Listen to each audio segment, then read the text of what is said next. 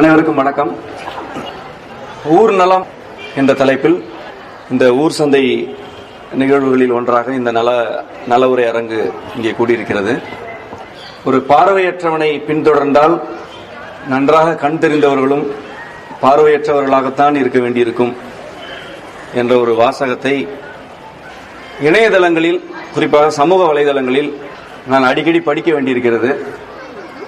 ஏன் அடிக்கடி படிக்க வேண்டியிருக்கிறது என்றால், அந்த வாசகத்தை எழுதுபவர்கள் எல்லாம் என்னை பற்றி குறிப்பிட்டு எழுதுவதால் நான் அதை அடிக்கடி படிக்க வேண்டியிருக்கிறது. அவர்களுடைய மொழியில் நான் ஒரு குருடன், என்னை பின்தொடர்ந்து வருபவர்களுக்கு கண் இருக்கிறது, ஆனால் கண்ணை மூடிக்கொள்கிறார்கள். இப்படி ஒரு ஆங்கில வாசகம் இருப்பதை நான் அவர்கள் வழியாக தெரிந்து கொண்டு அதை மிகவும் ரசித்து அதை படித்துக் கொண்டிருக்கிறேன்.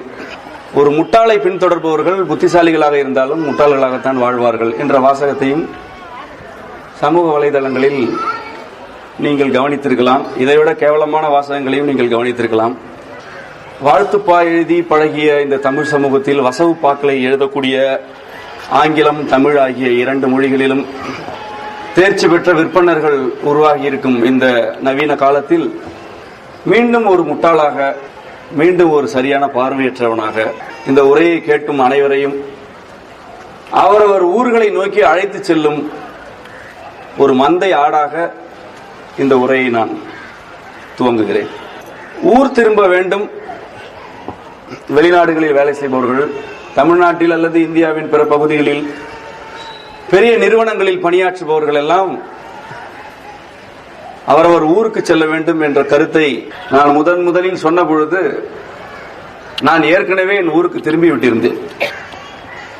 நான் என்னுடைய ஊருக்கு திரும்பி சென்று இங்கே இருந்த சில வசதிகளை எல்லாம், வசதி என்று நாம் நினைக்கக்கூடிய சில பொருளாதார காரணிகளை எல்லாம் உதறிவிட்டு விடுதலை அடைந்த மனிதனாக, விடுதலை அடைந்த குடும்பத்தின் உறுப்பினராக நான் ஊர் திரும்பிய பிறகு சில ஆண்டுகள் கழித்து ஊர் திரும்புவதை பற்றி நான் பேச தொடங்கினேன், எழுத தொடங்கினேன், எழுதி கொண்டிருக்கிறேன்.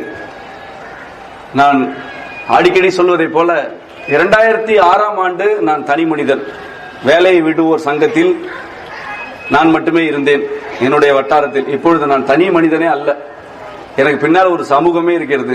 அந்த சமூகம் எப்பொழுது வேலையை விடுவது என்று சிந்தித்துக் கொண்டிருக்கிறது, அல்லது ஏற்கனவே வேலை விட்ட சமூகமாக அது இருக்கிறது. என்னை தெரிந்தவர்கள், என்னை தெரியாதவர்கள் என்ற இரு வகையினரும் வேலையை விடுவதிலே மும்முரமாக இருக்கிறார்கள். நிச்சயமாக வேலையை விடுபவர்கள் எல்லாம் பொறுக்கித்தனம் செய்து கொண்டு சாலைகளில் தெரிவதில்லை. கையை பிடித்து இழுப்பது, விசிலடிப்பது போன்ற தப்பிலித்தனங்களில் ஈடுபடுவதில்லை. வேலையை விடுபவர்கள் எல்லாம் என்ன செய்கிறார்கள் என்றால், தங்களுடைய ஊர்களை நோக்கி செல்கிறார்கள், அல்லது ஊர் இல்லாதவர்கள், ஊர் தொடர்புகளை இழந்தவர்கள் ஏதோ ஒரு இடத்தில் நிலம் வாங்குகிறார்கள், விவசாயம் செய்கிறார்கள், மாடு மேய்க்கிறார்கள். வேலையை விடுதல் என்ற ஒரு வார்த்தையே என்னை பொறுத்தவரை தவறான வார்த்தை. ஏனென்றால் விவசாயமும் வேலைதான், கால்நடை வளர்ப்பும் வேலைதான். இதோ இங்கே நாட்டு பசும்பால் விற்பனை செய்து கொண்டிருக்கக்கூடிய சகோதரர் ஒரு பெரிய தொழில் குடும்பத்தை, ஒரு பெரிய வணிக குடும்பத்தை சேர்ந்தவர். அவர் மாடு வளர்த்து இங்கே பால் கொண்டு வந்து விற்பனை செய்து கொண்டிருக்கிறார். அவர் ஒரு மாதத்துக்கு முன்பு என்னிடம் அலைபேசியில் பேசிய பொழுது, ஒரு நாளைக்கு 200 லிட்டர், சராசரியாக ஒரு நாளைக்கு 200 அல்லது 250 லிட்டர் பால், நாட்டு பசும்பால். அதாவது பால் என்றாலே அது மாட்டிலிருந்து கறப்பது என்பதையும் நான் இங்கே சொல்லிக்கொள்ள விரும்புகிறேன். மாட்டை ஏமாற்றி ஊசி குத்தி எந்திரம் வைத்து திருடுவதற்கு பேர் பால் அல்ல, இது பால். நான் சொல்வது 250 லிட்டர் சராசரியாக ஒரு நாளைக்கு பால் கிடைக்கிறது. ஏன்னா அவ்வளவு மாடுகள் வைத்திருக்கிறார், நூற்றுக்கணக்கான மாடுகள் வைத்திருக்கிறார். ஒரு மாடு 2 லிட்டர் 3 லிட்டர் தான் கறக்கும். சில வகை மட்டும், இந்திய வகை இனங்களில் சில வகை மட்டும் 7-8 லிட்டர் கறக்கக்கூடிய வகை இனங்கள் உண்டு. எவ்வளவு பால் இருக்கிறது என்று அவர் சொன்ன பொழுது, ஒரு நாளைக்கு 250 லிட்டர் பாலை விற்பனை செய்வதற்கு மிகவும் சிரமப்பட வேண்டும், நிறைய அலைய வேண்டும். உண்மையிலே மாடு வளர்ப்பவர் ஒருவரால் தனியாக அப்படி செய்ய முடியாது என்ற என்னுடைய அனுபவத்திலிருந்து நான் அவருக்கு ஒரு முன்மொழிவை சொன்னேன். நீங்கள் ஒரு வாரத்திற்கு எவ்வளவு பால் சேகரமாகிறதோ அதை அப்படியே சேர்த்து வையுங்கள். நாங்கள் உங்களிடமிருந்து மொத்தமாக, செம்மை சமூகத்திலிருந்து மொத்தமாக பால் வாங்கி அதிலிருந்து வெண்ணெய் எடுத்து நாங்கள் நெய்யாக விற்பனை செய்கிறோம். அப்படி செய்தால் கெடாமல் இருக்கும், தரமான நெய் மக்களுக்கு கிடைக்கும். எல்லாவற்றையும் விட இந்த வாய்ப்பு என்னிடம் வழங்கப்பட்டால் இந்த குருடனுக்கு பின்னால் இன்னும் 10-15 பேர் வேலை விடுவதற்கு தயாராக இருக்கிறார்கள். அவர்களில் ஒரு 4-5 பேருக்கு இந்த தொழிலை நான் அமைத்து கொடுத்து விடுவேன். இப்பொழுது அப்படித்தான் செய்து கொண்டிருக்கிறோம். மக்களுக்கும் நல்ல உணவு, மாடு வளர்ப்பவருக்கும் வருமானம். ஏதோ ஒரு கார்பரேட்டில் அடிமை வேலை செய்து கொண்டு அங்கிருந்து எப்படி வெளியேறுவது என்று தெரியாமல் இருக்கக்கூடிய நம்முடைய சமூக இளைஞர்களுக்கு அதைவிட அதிக ஊதியத்தில் ஒரு வேலையை உருவாக்கி தரலாம் என்ற என்னுடைய வழக்கமான புரிதலில் அவரிடம் நான் உங்களிடமிருந்து இப்படி வாராந்திர முறையில் வாங்கிக் கொள்கிறோம், அல்லது வெண்ணையாகவே நீங்கள் கொடுங்கள், நாங்கள் வெண்ணையாக வாங்கிக் கொள்கிறோம் என்றெல்லாம் சொன்னேன். அப்பொழுது சகோதரர் அகமது என்னிடம் சொன்னார், எனக்கு அதில் உடன்பாடு இல்லை என்றார். ஏன் உடன்பாடு இல்லை என்று கேட்டபொழுது அவர் சொன்ன பதில் அவர் மீதான மரியாதையை எனக்கு உருவாக்கியது. நம்முடைய சமூகத்தில் வாழும் குழந்தைகளுக்கு தரமான பசும்பால் கிடைக்க வேண்டும் என்ற காரணத்திற்காக மட்டும்தான் நான் மாடு வளர்க்கிறேனே தவிர பொருளாதாரத்திற்காக வளர்க்கவில்லை. எனவே பாலை பாலாக விற்பனை செய்வதற்கு ஏதேனும் ஆலோசனை இருந்தால் சொல்லுங்கள் என்று அவர் சொன்னார். வேலையை விடுபவர்கள், முட்டாள்கள், பார்வையற்றவர்கள் எல்லாம் இப்படி சக மனிதர்கள் மீதான அன்பு வழிபட்டு சிந்திப்பார்கள் என்பதை அறிவாளிகள் புரிந்து கொள்ள வேண்டும். அறிவாளிகளுடைய சிந்தனை எப்படி இருக்க வேண்டும் என்றால், இந்தியாவிலே பால் உற்பத்தி எவ்வளவு, பால் உற்பத்தியினால் உள்ள பொருளாதாரம் எவ்வளவு, அது எவ்வளவு நிறுவனங்கள் முதலீடு செய்கின்றன, கால்சியம் டெபிஷியன்சி பற்றி அமெரிக்கா என்ன சொல்கிறது, புரோட்டீன் டெபிஷியன்சி பற்றி ஆஸ்திரேலியா என்ன சொல்கிறது என்ற ஆய்வறிக்கைகளை எல்லாம் வைத்துக் கொண்டு 6 மாதத்திற்கும் கெட்டு விடாமல் இருக்கக்கூடிய பால் பவுடரை தயாரித்து இங்கே வாழக்கூடிய மனிதர்களுடைய ஆரோக்கியத்தோடு எப்படி விளையாடுவது, உன்னால் தான் எனக்கு இந்த பாலை பருகியதால் தான் என்னுடைய சிறுநீரகம் பழுதானது என்று ஒருவர் புகார் செய்தால் கூட இதற்கெல்லாம் ஒரு ஆய்வறிக்கையே கிடையாது என்று எள்ளி நகையாடுவது என்று ஒரு மாட்டின் மடியை கார்ப்பரேட் நிறுவனங்களுடைய கல்லாப்பெட்டியாக மாற்றக்கூடிய சிந்தனையை அறிவாளிகள் தீவிரமாக ஈடுபட்டுக் கொண்டிருக்கும் பொழுது, அதுபோன்ற நிறுவனங்களில் இருந்து வெளியேறி படைக்கப்பட்ட எல்லா உயிர்களுக்கும் நல்ல உணவு உண்ணும் உரிமை உண்டு, வேளாண்மை செய்கிறோமோ அல்லது கால்நடை வளர்க்கிறோமோ அதிலிருந்து உருவாகும் உணவு இந்த சமூகத்தில் வாழக்கூடிய மனிதர்களுக்கு, முதியவர்களுக்கு, குறிப்பாக பச்சிளம் குழந்தைகளுக்கு தரமான உணவாக போய் சேர வேண்டும் என்ற புரிதல் நிச்சயமாக புத்திசாலிகளுக்கு இருக்காது. ஏனென்றால் அறிவுபூர்வமாக இப்படி சிந்திக்க முடியாது. இப்படியெல்லாம் சிந்திப்பதற்கு பொருளாதாரத்தை பற்றி கவலைப்படாத திமிர் வேண்டும். முட்டாள்கள் தான் திமிராக நடந்து கொள்வார்கள், பொருளாதாரத்தை பற்றி அவர்கள் கவலைப்பட மாட்டார்கள். இப்படியெல்லாம் வேலை செய்வதற்கு நான் உங்களுக்கு தரமான உணவு தான் தருவேன், இதனால் நான் நஷ்டப்பட்டாலும் பரவாயில்லை, ஏச்சு வாங்கினாலும் பரவாயில்லை என்றெல்லாம் சிந்திப்பதற்கும் பேசுவதற்கும் பேசிய வண்ணம் செயல்படுவதற்கும் மான அவமானங்களை பார்க்காமல் வேலை செய்யக்கூடிய பக்குவம் வேண்டும். அந்த மான மரியாதை பார்க்காமல் வேலை செய்யக்கூடிய பக்குவம் நிச்சயமாக அறிவாளிகளுக்கு இருக்காது. ஏனென்றால் அறிவு மானம் இது, மரியாதை இது, தாடி வைத்தால் கேவலம், சேவ் பண்ணால் கௌரவம் என்றெல்லாம் சில கட்டுக்கதைகளை அல்லது ஒரு லாஜிக்கல் அணுகுமுறைகளை அது கற்றுக் கொடுத்து கொண்டே இருக்கும். மாடுகள் நம்முடைய சமூகத்தில் இப்பொழுதும் பாதுகாக்கப்படுகின்றன என்றால், நம்முடைய தமிழ் சமூகத்தின் பல்லாயிரம் ஆண்டுகால வரலாற்றில் இன்றைக்கும் நாட்டு பசும்பால் உங்களுக்கு கொடுக்க முடிகிறது என்றால், மூடர்களின் எண்ணிக்கை இந்த நாட்டில் அதிகமாக இருப்பதால் தான் நண்பர்களே உங்களுக்கு எனக்கும் பால் கிடைக்கிறது. 1 லிட்டர் பால் நாட்டு பசுமாட்டை வளர்த்து 1 லிட்டர் பாலை கறக்கும் பொழுது குறைந்தபட்சம் 45 ரூபாய் செலவாகும். குறைந்தபட்சம். இந்த இடத்திற்கெல்லாம் வாடகை போடவில்லை, குறைந்தபட்சம் நேரடி செலவு, டைரக்ட் எக்ஸ்பென்ஸ். அதனுடைய நேரடி அடக்க செலவு, டைரக்ட் காஸ்ட் என்று சொல்ல வேண்டும் என்றால் 45 ரூபாய். இன்றைய நிலைமைக்கு 45 ரூபாய் செலவாகும். 50 ரூபாய் 1 லிட்டர் என்று விற்கலாம். நீங்கள் என்னுடைய இடத்திற்கு வந்து பாலை வாங்கினால். இதுதான் பால் பொருளாதாரத்தில் ஒரு மாடு மேய்ப்பவன் என்ற அடிப்படையில் எனக்கு தெரிந்த கணக்கு. நான் உங்களிடத்திற்கு இந்த பாலை கொண்டு வர வேண்டும் என்றால் 1 லிட்டர் பாலுக்கு குறைந்தபட்சம் நான் 10 ரூபாய் செலவு செய்ய வேண்டியிருக்கிறது, குறைந்தபட்சம். நான் 200 லிட்டர் பாலை உங்களிடம் கொண்டு வந்தால் 2000 ரூபாய் வண்டி வாடகை, ஆள் கூலி, ஓர் இடத்தில் வந்து அந்த வண்டியிலிருந்து பாலை இறக்குவதற்கான இடத்தின் வாடகை என்றெல்லாம் கணக்கு போட்டால் 2000 ரூபாய்க்கு குறையாமல் செய்ய முடியாது. திண்டிவனத்திலே பால் பண்ணை வைத்திருப்பவர் சென்னையிலே கொண்டு வந்து பாலை கொடுக்க வேண்டும் என்றால் இந்த போக்குவரத்திற்கு மட்டும் அவர் 10 ரூபாய் செலவு செய்ய வேண்டும் என்பதை நீங்களும் அறிவீர்கள். ஒருவர் காலையில் 6 மணிக்கு உங்களுக்கு பால் கொடுக்க வேண்டும் என்றால் அவர் இரவு தூங்கக்கூடாது. தூங்கக்கூடாது என்று நீங்கள் சொல்ல போவதில்லை, யாரும் சொல்ல போவதில்லை. அவர் தூங்க முடியாது. ஏனென்றால் 6 மணிக்கு சென்னையில் பால் இருக்க வேண்டும் என்றால் அந்த பால் 3:30 மணிக்கு கறக்கப்பட வேண்டும். அப்படி செய்ய முடியாது. முதல் நாள் இரவு கறந்த பாலை கொண்டு வந்து உங்களுக்கு கொடுக்கலாம். முதல் நாள் இரவு கறந்த பாலை குளிர்பெட்டியில் வைத்து பதப்படுத்தி காலையில் 3 மணிக்கு வண்டியில் ஏறினால் உங்கள் வீட்டுக்கு 6 மணிக்கு பால் இருக்கும். ஒரு மாடு வளர்ப்பவன் தூங்க முடியுமா? பால் வியாபாரிக்கு உண்மையிலேயே உறக்கம் கிடைக்குமா என்று கேட்டால் கிடைக்காது. பகலில் மாடுகளோடு நிற்க வேண்டும். மாடு மேய்ப்பது என்பது அவ்வளவு விளையாட்டு வேலை அல்ல. நிச்சயமாக ஒரு சாப்ட்வேர் டெவலப்பிங் செய்பவரை விட மாடு மேய்ப்பவர் அதிகமாக வேலை செய்ய வேண்டியிருக்கிறது. ஆனால் அவருக்கு கிடைக்கக்கூடிய ஊதியத்தின் 1 விழுக்காடு கூட ஒரு மாடு வளர்ப்பவருக்கு கிடைப்பதில்லை. ஆனால் மாடு வளர்ப்பவர் எவ்வளவு தேவைப்படுகிறார் என்றால் வீறிட்டு அழும் குழந்தையின் வயிற்றை அடக்குவதற்கான உணவு தரும் பணியில் அவர் இருக்கிறார். இந்த நாட்டில் அடிப்படையான உணவு தேவையை நிறைவேற்றக்கூடிய இயற்கையின் உணவு சங்கிலியில் மிக முக்கியமான பணியில் ஈடுபட்டிருக்கக்கூடிய மனிதர்களுக்கு கிடைக்கும் ஓய்வு, உணவு, உறைவிடம், பணிச்சுமை, எல்லாவற்றிற்கும் மேலாக வருமானம் ஆகியவற்றை ஒரு பெருநிறுவனத்தில் வேலை செய்யக்கூடிய மற்றவர்களோடு ஒப்பிட்டு பார்த்தால்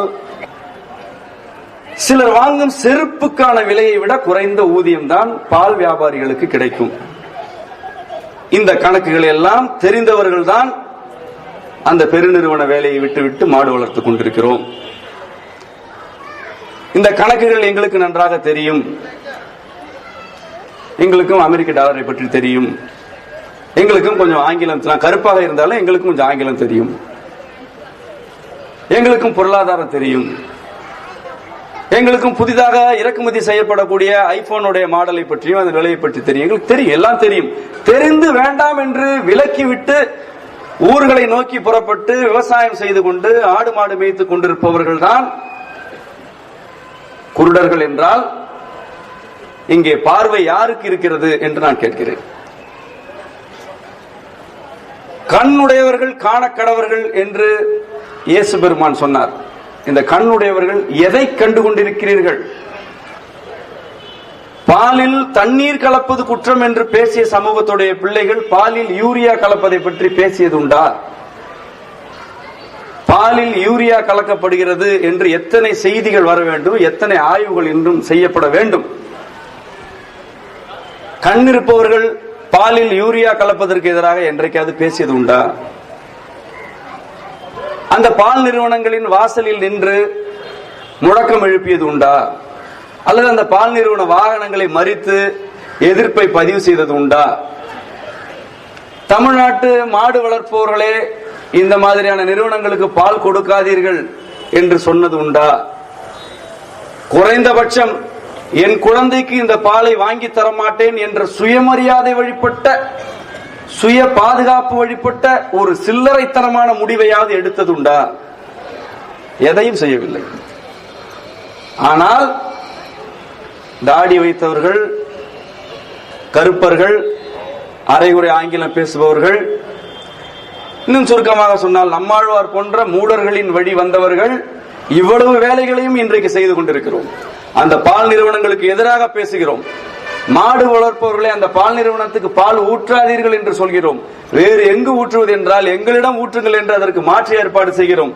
எல்லாவற்றையும் விட முக்கியமாக இந்த பால் நிறுவனங்களுடைய ஊழலை சமூகத்தில் அம்பலப்படுத்தி சரியான மாடு வளர்த்து உண்மையான பால் வழங்கும் வேலையை முட்டாள்களாகிய நாங்கள் செய்து கொண்டிருக்கிறோம்.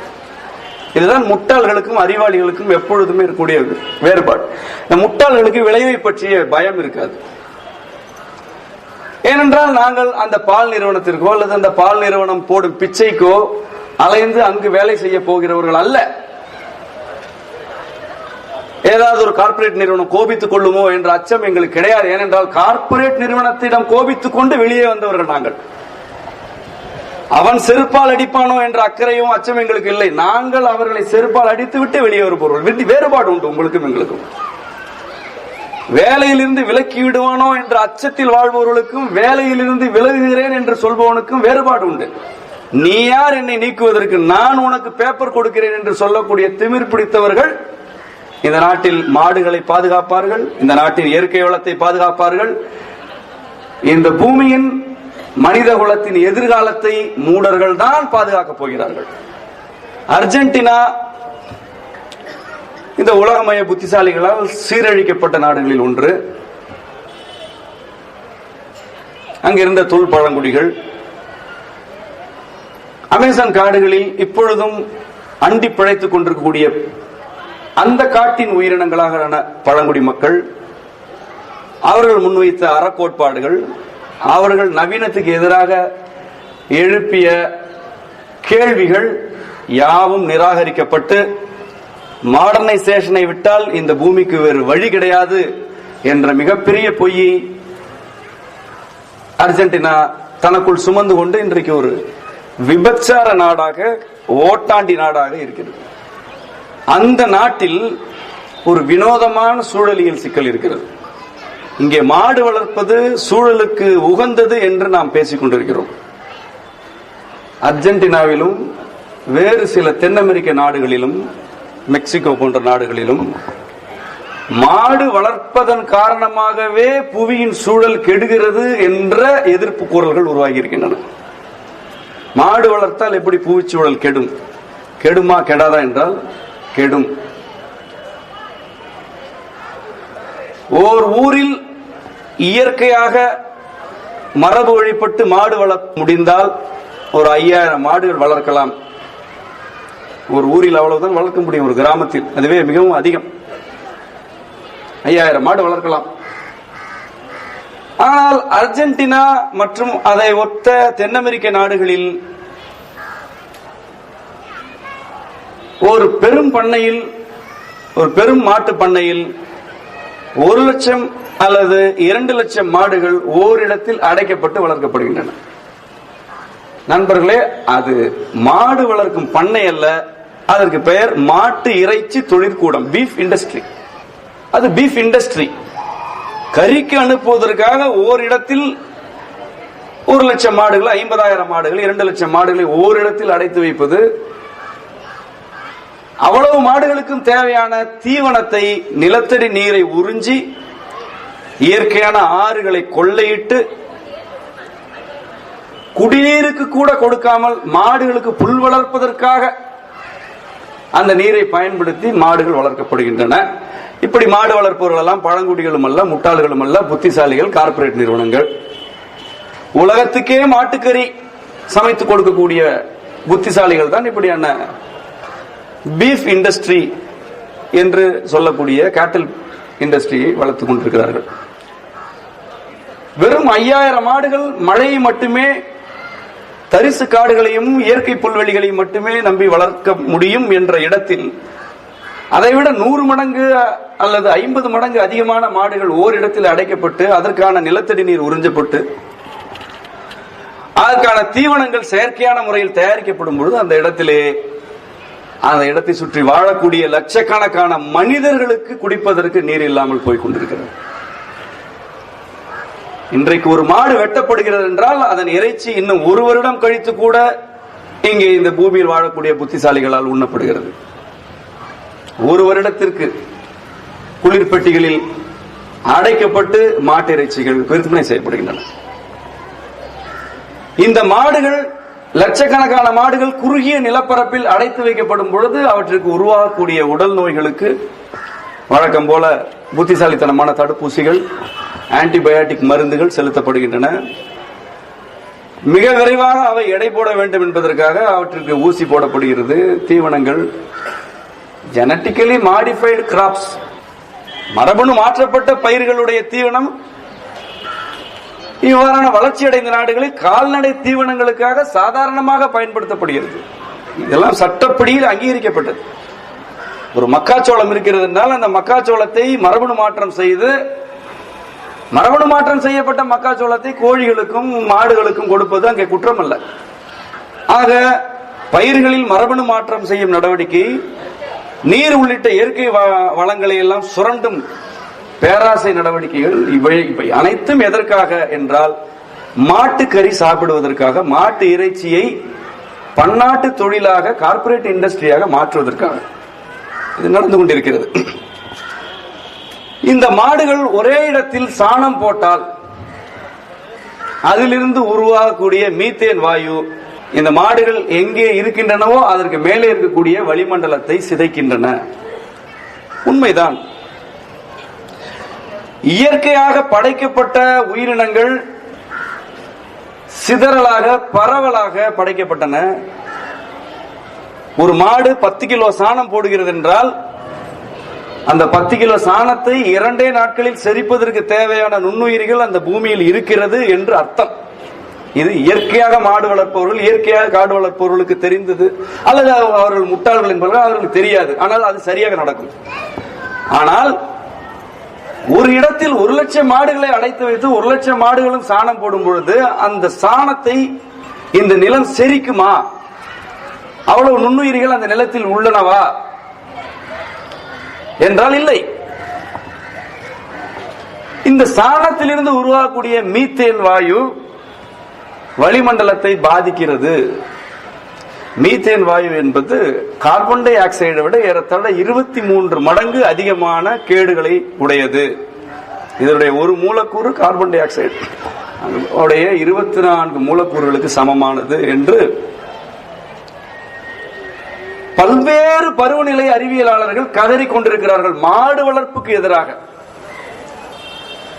அமெரிக்காவும் அதன் கையை பிடித்துக் கொண்டு கண்ணை மூடிக்கொண்டு நடந்து கொண்டிருக்கக்கூடிய பல்வேறு நாடுகளும் மாடு வளர்ப்பை கூட பூமிக்கு எதிரான நடவடிக்கையாக மாற்றி வைத்திருக்கும் இந்த காலத்தில் தான் என் மாடுகள் மீது எனக்கு உரிமை உண்டு என்ற உரிமை குரலை எழுப்பி நம்முடைய தமிழ் சமூகம் மாடுகளின் மீதான உரிமையை நியாயமான வழியில் அறப்போராட்டத்தின் வழியாக மீட்டெடுத்திருக்கிறது. இந்த தமிழ் சமூகத்தில் தான் என்னுடைய மாட்டின் பாலை நான் மனிதர்களுக்கு உணவாக தருவேனே தவிர அதை ஒரு மூலதனமாக பொருளாதாரம் சம்பாதிக்கும் முதலீடாக பார்க்க மாட்டேன் என்று சொல்லக்கூடிய மனிதர்களும் இங்குதான் வாழ்கிறார்கள். இப்பொழுது ஊர் திரும்பி செல்லக்கூடிய மனிதர்கள், இளைஞர்கள், ஊர் திரும்ப வேண்டும் என்று நினைக்கக்கூடிய நடுத்தர வயதினர் ஏன் ஊர் திரும்ப வேண்டும் என்று நினைக்கிறார்கள்? இங்கு என்ன சிக்கல்? பீனிக்ஸ் மாலில் குளிர்சாதன வசதியோடு கூடிய அந்த வளாகத்தில் அலைந்து திரிவதில் எங்களுக்கு அனுபவம் இல்லை இல்லையா? எங்களுக்கு அனுபவம் உண்டு. அங்கே வரக்கூடிய மனிதர்களை வேடிக்கை பார்க்கும் ரசனை இல்லையா? எங்களுக்கு அந்த ரசனை அதிகமாகவே உண்டு. அங்கே திரைப்படம் பார்க்கும் பொழுது கிடைக்கும் ஒளிக்கலவையும் எவ்வளவு தரமானது என்று எங்களுக்கு தெரியாதா? எங்களுக்கு தெரியும். அந்த ப்ரொஜெக்டர் கம்பெனி பெயர் தெரியும், அதோடைய ரெசல்யூஷன் தெரியும், எல்லாம் தெரியும். எங்களிடம் பணம் இல்லையா? எங்களிடம் நிறைய பணம் இருக்கிறது. எங்களுக்கு எல்லாம் தெரியும். எங்களிடம் பணம் இருக்கிறது, எங்களிடம் படிப்பு இருக்கிறது. ஆனாலும் அது வேண்டாம் என்று நாங்கள் முடிவெடுக்கிறோம். வெயிலில் அலைகிறோம், மழையில் திரிகிறோம், காடுகளை நோக்கி போகிறோம், விவசாயத்தை நோக்கி போகிறோம். ஏனென்றால் நண்பர்களே, நாங்கள் மனிதர்களாக வாழ வேண்டும் என்ற ஒற்றை முடிவை இப்பொழுது நாங்கள் எடுத்துவிட்டோம். கிடைக்கிறது என்பதற்காக எல்லாவற்றிலும் வாய் வைக்கும் பிராணியாக வாழாமல் மனிதராக வாழ வேண்டும். இது சரி, இது தவறு என்ற பகுத்தறிவின்படி வாழ வேண்டும். இந்த மாதிரியான மால்களும் இது போன்ற கார்ப்பரேட் நிறுவனங்களும் இந்த சென்னையை கவலீகரம் செய்து பள்ளிக்கரணை சதுப்பு நில காட்டை அழித்து அங்கே வாழக்கூடிய பல்லாயிரம் உயிரினங்களை சிதைத்து ஏழை எளியவர்களுடைய வீடுகளை ஆக்கிரமித்து ஏரிகளை, குளங்களை, கால்வாய்களை, வாரிகளை எல்லாம் வீட்டு மனைகளாக்கி ஒரு மழை வந்தால் கூட வீடுகளுக்குள் நீர் புகுந்து பொருள்களை வாரி செல்லும் என்ற அபாய சூழலை உருவாக்கி இருக்கும் இந்த நிறுவனங்களுக்கு எதிராக, இந்த நிறுவனங்களுக்கு மாற்றாக சிந்தித்து வேலையை விடுகிறோம். இங்க யாரும் பொறுப்பற்ற முறையில் வேலையை விடவில்லை. யாருக்கும் பொழுது போகாமல் இதை பேசிக் கொண்டிருக்கவில்லை. எங்களுக்கும் எங்கள் குழந்தைகளோடு, எங்களுடைய தோழிகளோடு, காதலிகளோடு கூடி கலந்து திரிய வேண்டும் என்ற விருப்பம், ஏக்கம், அவர்களோடு அதிக நேரம் செலவிட வேண்டும் என்ற ஏக்கம் எல்லோரையும் விட எங்களுக்கு அதிகம். ஏனென்றால் புத்திசாலிகளுக்கு கம்பெனி பாஸிடம் நல்ல பெயர் எடுப்பதுதான் முக்கியம். எங்களுக்கு குடும்ப உறுப்பினரிடம் நல்ல பெயர் எடுப்பது முக்கியம். ஏனென்றால் நாங்கள் முட்டாள்கள். தாமதமாக போனால் மனைவி கோபித்துக் கொள்வாள் என்பதை உண்மையிலேயே மதிப்பவர்கள் நாங்கள். அந்த கோபத்தை மதிப்பவர்கள். அப்பா, நீ இன்னும் என்னை ஆரத்தழுவி முத்தமிடவில்லை, எனக்கு நேற்று பிறந்த நாள் என்று ஒரு குழந்தை சொன்னால் அந்த வார்த்தையை கேட்டு குற்ற உணர்ச்சிக்கு ஆட்பட்டு துடித்து போகும் சாதாரண மனிதர்கள் தான் நாங்கள். எனவே எங்களுக்கு பொழுதுபோக்கு தெரியாமல் இந்த வேலையை செய்யவில்லை. இந்த வேலை ஏன் செய்ய வேண்டியிருக்கிறது என்றால், ஏன் இங்கே இயற்கை வேளாண்மையை பற்றி இவ்வளவு பேச வேண்டியிருக்கிறது, ஏன் உணவு பாதுகாப்பை பற்றி பேச வேண்டியிருக்கிறது, ஏன் இங்கே சூழலியல் பற்றி பேச வேண்டியிருக்கிறது, ஏன் நாம் நமது நீர் உரிமையை, காற்று உரிமையை பற்றி எல்லாம் பேச வேண்டியிருக்கிறது என்றால், நண்பர்களே, இது ஊழிக்காலம். நான் மீண்டும் மீண்டும் சொல்கிறேன், மனிதகுலம் மாண்புற வாழ்ந்த மிகப்பெரிய வரலாற்று செய்திகளை ஒருபுறம் படித்துவிட்டு இதே மனிதகுலம் கண்ணெதிரில் அழிய போகும் எதிர்காலத்தை பார்க்கும் ஒரே தலைமுறை நீங்களும் நானும் தான். நீங்கள் குறித்துக் கொள்ளுங்கள், இது நடக்கும். இதுதான் நடந்து கொண்டிருக்கிறது. இது ஊழி காலம். புத்திசாலிகளின் மொழியில் இதை குளோபல் வார்மிங் காலம் என்று கூட சொல்லலாம். வார்த்தை எதுவாக வேண்டுமானாலும் இருக்கலாம். ஆனால் இது அழியும் காலம் என்பதிலே பூமி எங்கும் இருக்கக்கூடிய பருவநிலை விஞ்ஞானிகளில் 97% பேருக்கு மாற்று கருத்து இல்லை. கிளைமேட் சயின்டிஸ்ட் 100 பேர் இருக்கிறார்கள் என்றால் அதிலே 97% பேர் பருவநிலை மாற்றத்தால் இந்த பூமியின் உயிரின சூழல் சிதைந்து கொண்டிருக்கிறது என்பதை 97% அறிவியலாளர்கள் ஒப்புக்கொண்டிருக்கிறார்கள். டொனால்டு டிரம்புக்கு முந்தைய அமெரிக்க அரசு அதிகாரப்பூர்வமாக ஒத்துக்கொண்டது. பான் கி மூன் இருந்த பொழுது ஐநா சபை அதிகாரப்பூர்வமாக இந்த தகவலை ஒத்துக்கொண்டிருக்கிறது.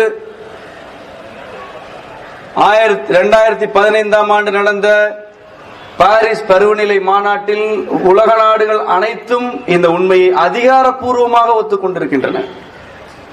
ஆஃப் த ரெக்கார்டாக பேசக்கூடிய அல்லது வாட்ஸ்அப் முகநூலில் பரவக்கூடிய வதந்தி அல்ல இது. இது உலக நாடுகளுடைய அதிகாரப்பூர்வமான செய்தி. 2040 ஆண்டு நாம் வடதுருவத்துக்கு சென்றால் அங்கே உறைபனி இருக்காது. அங்கே பனிக்கட்டிகளே இருக்க போவதில்லை. அங்கு கடல் தான் இருக்க போகிறது. 2040 ஆண்டு தான் நடக்குமா என்றால் அதை விட வேகமாக நடந்து கொண்டிருக்கிறது. 2014 அல்லது 15 ஆண்டு வரைக்குமான ஆய்வுகளின்படி வடதுருவத்தில் பனிக்கட்டிகளே இருக்க போவதில்லை என்று கிளைமேட் சயின்டிஸ்டுகள் சொல்லியிருக்கிறார்கள். ஆனால் கடந்த ஆண்டு இன்றைக்கு இப்பொழுது நாம் பேசிக் கொண்டிருக்கக்கூடிய இந்த நிமிடம், என்னுடைய இந்த ஒலியை நீங்கள் எங்கிருந்தோ கேட்கக்கூடிய இந்த நிமிடம், இந்த பனி உருகும் படலம் 2 ஆண்டுகளுக்கு முன்பு கணித்ததை விட வேகமாக நடந்து கொண்டிருக்கிறது. ஒரு மனிதனுடைய உடலில் கால் பகுதியில் கருப்பு நிறம் படிய தொடங்கி அந்த கருப்பு நிறம் மாறவே இல்லை என்றால் அந்த இரத்த நாளங்களில் ஓட்டம் இல்லை. இரத்த நாளங்களில் ஓட்டம் தடைபடுகிறது. இன்னும் சில நாட்கள் இதே நிலைமை நீடித்தால், முறையான மருத்துவம் செய்யவில்லை என்றால் அந்த கால் அழுகி போய்விடும். காலை வெட்டி எடுக்க வேண்டும். அதை கேங்க்ரீன் என்றும் சொல்லலாம். ஆனால் கருமை நிறம் ஓர் உடலில் தொடர்ந்து படிந்து கொண்டே இருக்கிறது. அதை நீங்கள் கவனிக்கவே இல்லை என்றால் அது உயிராபத்தை ஏற்படுத்தக்கூடிய அறிகுறி. முறையாக கவனித்தால் சரி செய்யக்கூடிய அறிகுறி. கிரீன்லாந்து, கனடாவின் வடதுருவ பகுதிகளில் எல்லாம் இருக்கக்கூடிய பனிமலைகள் கருமை நிறமாக மாறிக்கொண்டிருக்கின்றன. கிரீன்லாந்தில் இருக்கக்கூடிய பனி பிரதேசத்துடன் செயற்கைக்கோள் புகைப்படங்களை நீங்கள் பாருங்கள். அப்படியே இணையதளத்தில் தேடி பாருங்கள். ஒரு கனடா நாட்டு எஸ்கிமோ பழங்குடி ஒருவர் சொல்கிறார், சமீப காலமாக இங்கே பனிக்கட்டியின் நிறம் மாறிக்கொண்டிருக்கிறது. கூடுதலான நீல நிறத்தை எங்களுடைய பனிக்கட்டிகள் அடைந்து கொண்டிருக்கின்றன. வெள்ளை வெள்ளையர் என்றிருந்த பனிக்கட்டி இப்பொழுது நீல நிறத்திற்கு மாறிக்கொண்டிருக்கிறது. ஏனென்று தெரியவில்லை என்று அவர் சொல்கிறார். பனி உருகும் விகிதம் மிக வேகமாக அதிகரித்துக் கொண்டிருக்கிறது என்று அந்த பழங்குடி சொல்கிறது. வெண்மை நிறம் வெயிலை அல்லது வெளிச்சத்தை எதிரொலித்து திருப்பி அனுப்பக்கூடியது. வெயிலில் செல்லும் பொழுது ஏன் வெள்ளை ஆடை அணிந்து செல்ல வேண்டும் என்றால், வெள்ளை ஆடை அணிந்தால் வெயில் திருப்பி அனுப்பப்படும். வெண்மை நிறத்திற்கு அப்படி ஒரு குணம் உண்டு. அதனால்தான் கிரிக்கெட் விளையாடுபவர்கள் எல்லாம் வெள்ளை நிறத்திலே அதிகமாக ஆடை அணிந்தார்கள். இப்பொழுதும் வெள்ளை நிறத்திலே ஆடை அணிவார்கள். கருப்பு நிற ஆடைகளை அணிந்தால் சுற்றுச்சூழலில் இருக்கக்கூடிய எல்லா வகை வெப்ப ஆற்றலையும் எதிரொலித்து அனுப்பாமல் உள்வாங்கும் தன்மை கொண்டது கருமை நிறம். அதனால்தான் வெப்பமண்டல நாடுகளில் வாழ்பவர்கள் எல்லாம் கருப்பு வண்ணமாக இருக்கிறார்கள். வெப்பம் குறைந்த நாடுகளில் வாழ்பவர்கள் எல்லாம் வெள்ளை நிறத்தில் இருக்கிறார்கள். கருமை நிறம் இந்த கதிரவன் ஆற்றலை, வெப்ப ஆற்றலை, அதோடு சேர்ந்த பிற கதிரியக்க ஆற்றல்களையும் அப்படியே உள்வாங்கி வைக்கக்கூடியது, உடனடியாக திருப்பி அனுப்பாது. ஏன் பனிக்கட்டி வெள்ளையாக இருக்கிறது? வடதுருவ பனி பிரதேசம் ஏன் வெள்ளையாக இருக்க வேண்டும் என்றால், மேலிருந்து இறங்கக்கூடிய வெயிலை அந்த பனிக்கட்டிகள் திருப்பி அனுப்ப வேண்டும். மாறாக அந்த பனிக்கட்டிகள் எல்லாம் கருமை நிறத்திற்கு மாறி வெப்பத்தை அதோடு சேர்ந்த பிற கதிரியக்க ஆற்றல்களை எல்லாம் உள்வாங்கி வைக்க தொடங்கினால் பனி பிரதேசம் எவ்வளவு நாளைக்கு பனி பிரதேசமாக நீடிக்க முடியும்? இதற்காகத்தான் பருவநிலை ஆய்வாளர்கள் அலறிக் கொண்டிருக்கிறார்கள். பனிக்கட்டி வெண்மை நிறத்திலிருந்து கருமையாக மாறுவது என்பது பார்ப்பதற்கு அசிங்கமாக இருக்கும் என்ற முன்னைத்தனமான புரிதலில் அல்ல. வெண்மை நிறத்திற்கென்று ஒரு பண்பு இருக்கிறது, கருமைக்கென்று ஒரு பண்பு இருக்கிறது. பனிக்கட்டி வெண்மையாக இருக்கும் வரை பூமிக்கு ஆபத்தில்லை. பனிக்கட்டி எப்பொழுது கருமை நிறத்தை அடைகிறதோ இறுதி மணி அடிக்கப்பட்டு விட்டது என்று பொருள். 2040 நாம் படகு கப்பலில் செல்லலாம். அண்டார்டிகா செல்ல இல்லை என்று யாராவது வருந்துகிறீர்களா? கொஞ்சம் பொறுங்கள். அப்பொழுது மெரினா வேறு மாதிரி இருக்கு. அதெல்லாம் சொன்னால் கொஞ்சம் அதிகமாக இருக்கும். நீங்கள் சாதாரணமாக வீட்டு வாசலில் கப்பலில் ஏறி அப்படியே போய் விட்டு திரும்பலாம். அப்பொழுது அமெரிக்க அதிபராக இருந்த ஒபாமா ஒரு ஆவணப்படத்தில் இந்த பருவநிலை மாற்றங்களில் நடக்க போகும் மாற்றங்களிலேயே எனக்கு தனிப்பட்ட முறையில் என்னுடைய வருத்தம் என்னவென்றால், என்னுடைய குழந்தைகள் இந்த பனிமலைகளை பார்க்கும் வாய்ப்பை இழந்து விட்டார்களே என்பதுதான் என்று சொன்னார். ஏனென்றால் இப்பொழுது பிறந்திருக்கக்கூடிய குழந்தைகள் இன்னும் சில ஆண்டுகள் கழித்து இமயமலையின் பனிப்பகுதியை கூட பார்க்க போவதில்லை. ஏனென்றால் இமயமலை கடந்த 3 ஆண்டுகளாக வேகமாக உருகி கொண்டிருக்கிறது. ஒருபுறம் பனிமலைகளுடைய உருகுதல், கடல் நீர் மட்டத்தின் உயர்வு, இன்னொரு புறம் வெப்பமண்டல பகுதிகளில் மிக அதிகமான வறட்சி, திடீரென்று வீசும் புயல், முன்கணிக்க முடியாத வானிலை. நம்முடைய மெத்த படித்தவர்கள், நம்முடைய நவீன அறிவியலாளர்கள் அதை நிரூபிக்கப்பட்ட அறிவியல் படி வாழ்ந்து கொண்டிருப்போம். எப்பொழுதுமே நிரூபிக்கப்பட்ட அறிவியல் படி வாழ்பவர்களுடைய சிறப்பு என்னவென்றால், ஒரு புயல் வீசுகிறது என்றால் அந்த புயல் மரங்களை சாய்க்குமா, கூரைகளை பீத்து போடுமா என்று சொல்வது நிரூபணமாகாத அறிவியல். நிரூபணமான அறிவியல் என்னவென்றால், முதலில் அந்த புயலுக்கு ஒரு பேர் வைத்து அழகு பார்க்க வேண்டும். சொந்த பந்தங்களை எல்லாம் அழைத்து கொழுக்கட்டை எல்லாம் சமைத்து கொடுத்து, இப்பொழுது ஒரு குழந்தை பிறந்திருக்கிறது, அது அந்தமானுக்கு கிழக்கே 350 கிலோமீட்டர்ல பிறந்திருக்கிறது, அதற்கு ஒரு பேர் வைப்போமா? அழகான பெயர். இந்த முறை நீ வையே, அந்த முறை நான். இது ஒரு நிரூபிக்கப்பட்ட சயின்ஸ். பெயர் வைத்தாயிற்றா, இனிமேல் நாம் தொடர்ந்து அந்த புயல் அடிக்கும் வரை அந்த பெயராலேயே அழைப்போமே. லைலா புயல் வந்து கொண்டிருக்கிறது, கத்ரீனா வந்து கொண்டிருக்கிறது. பெயர் கேட்கும் போதே ஒரு, ஏனென்றால் அது புயல் என்று சொன்னால் அவன் முட்டாள், பெயர் வைத்து விட்டா அவன் புத்திசாலி. சரி, பெயர் வைத்ததற்கு பிறகு அடுத்த வேலை என்னென்றால் அந்த குழந்தைக்கு அது எவ்வளவு வேகத்தில் நடக்கும் என்று சொல்வது. இது இப்போது ஒரு 50 கிலோமீட்டர் வேகத்தில் வந்து கொண்டிருக்கிறது, 80ஆக மாறலாம். கரையை கடக்கும் போது கொஞ்சம் வேகம் குறையும் அல்லது கூடும். இப்படி எல்லாம் சொல்லிக் கொண்டே உட்கார்ந்திருப்பது. மின் கம்பங்களை அந்த புயல் முறித்து தூக்கி போட்டு தொலைக்காட்சி நிகழ்ச்சிகள் ரத்து செய்யப்படும் வரை அந்த புயலுக்கு பெயர் வைத்து புயலுடைய வேகத்தை மட்டுமே பேசிக் கொண்டிருந்தால் அது ப்ரூவன் சயின்ஸ். அதுக்கு பேர் தான் நிரூபிக்கப்பட்ட சயின்ஸ். வரப்போவது மிக மோசமான புயல், வலசை வந்த பறவைகள் எல்லாம் வேடந்தாங்களில் இருந்து கிளம்பி விட்டன. தவளைகளின் சத்தம் அதிகமாக இருக்கிறது. மாடுகள் அரற்றுகின்றன. ஆடுகள் எல்லாம் மேய்ந்து கொண்டிருக்கும் பொழுதே ஒன்றோடொன்று மோதிக்கொண்டு ஒரு வட்டமடிப்பது போல் தமக்குள் சுருட்டிக் கொள்கின்றன. ஆகவே வரப்போவது மோசமான புயல் என்று எவனாவது சொன்னால் அவன் முட்டாள். கடந்த 25 ஆண்டுகளில் இந்த பருவநிலையை கணிப்பதற்கு தேவையான செலவுகள், செயற்கைக்கோள்கள், பருவநிலை ஆய்வாளர்களுக்கு வழங்கப்படும் ஊதியம், இவையெல்லாம் ஆயிரக்கணக்கான கோடிகளை கடந்துவிட்டன. எதற்காக இவ்வளவு செலவு? ஏனென்றால் புவி வெப்பமயமாதல் என்ற பருவநிலை மாற்றத்தின் விளைவாக மனிதகுலம் மிகப்பெரிய இடரை சந்திக்க போகிறது. இந்த இடர்களை முன்கூட்டியே கணித்து சொல்ல வேண்டிய பொறுப்பும் கடமையும் இந்த ஆய்வாளர்களுக்கும் ஆய்வு நிறுவனங்களுக்கும் இருக்கின்றன. அடுத்த ஆண்டு வறட்சி வரும் என்று இப்பொழுது சொல்ல வேண்டும். அதற்கு மாற்று ஏற்பாடுகளை சொல்லித்தர வேண்டும்.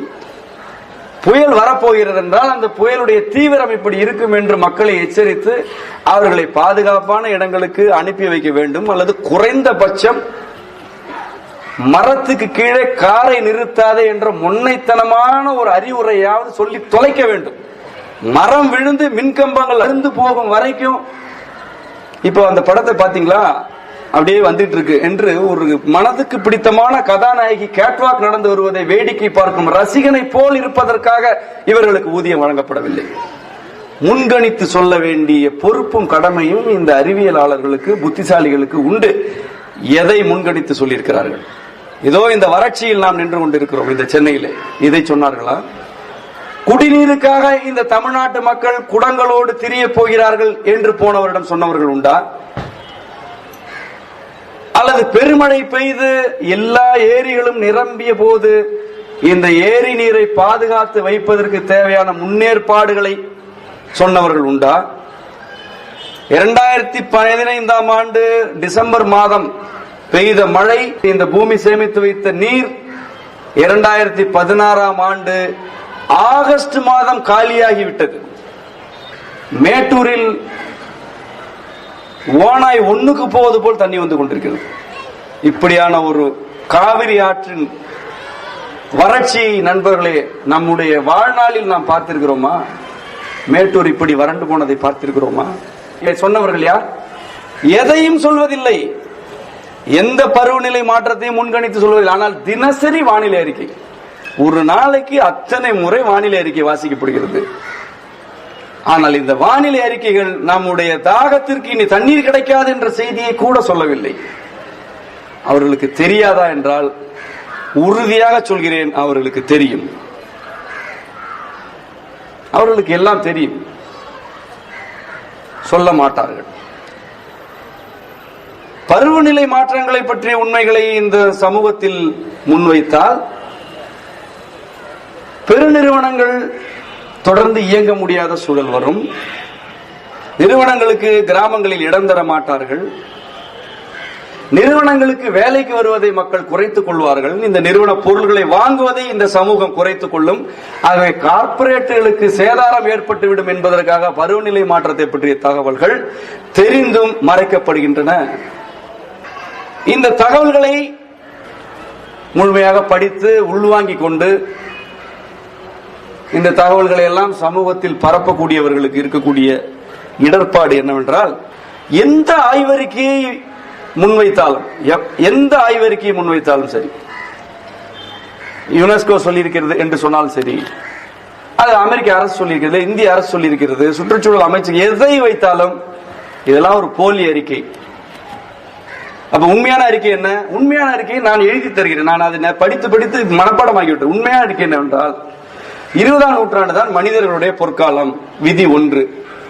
விதி 2, இப்பொழுதுதான் மனிதர்கள் மனிதர்களாகவே வாழ்கிறார்கள். விதி 2.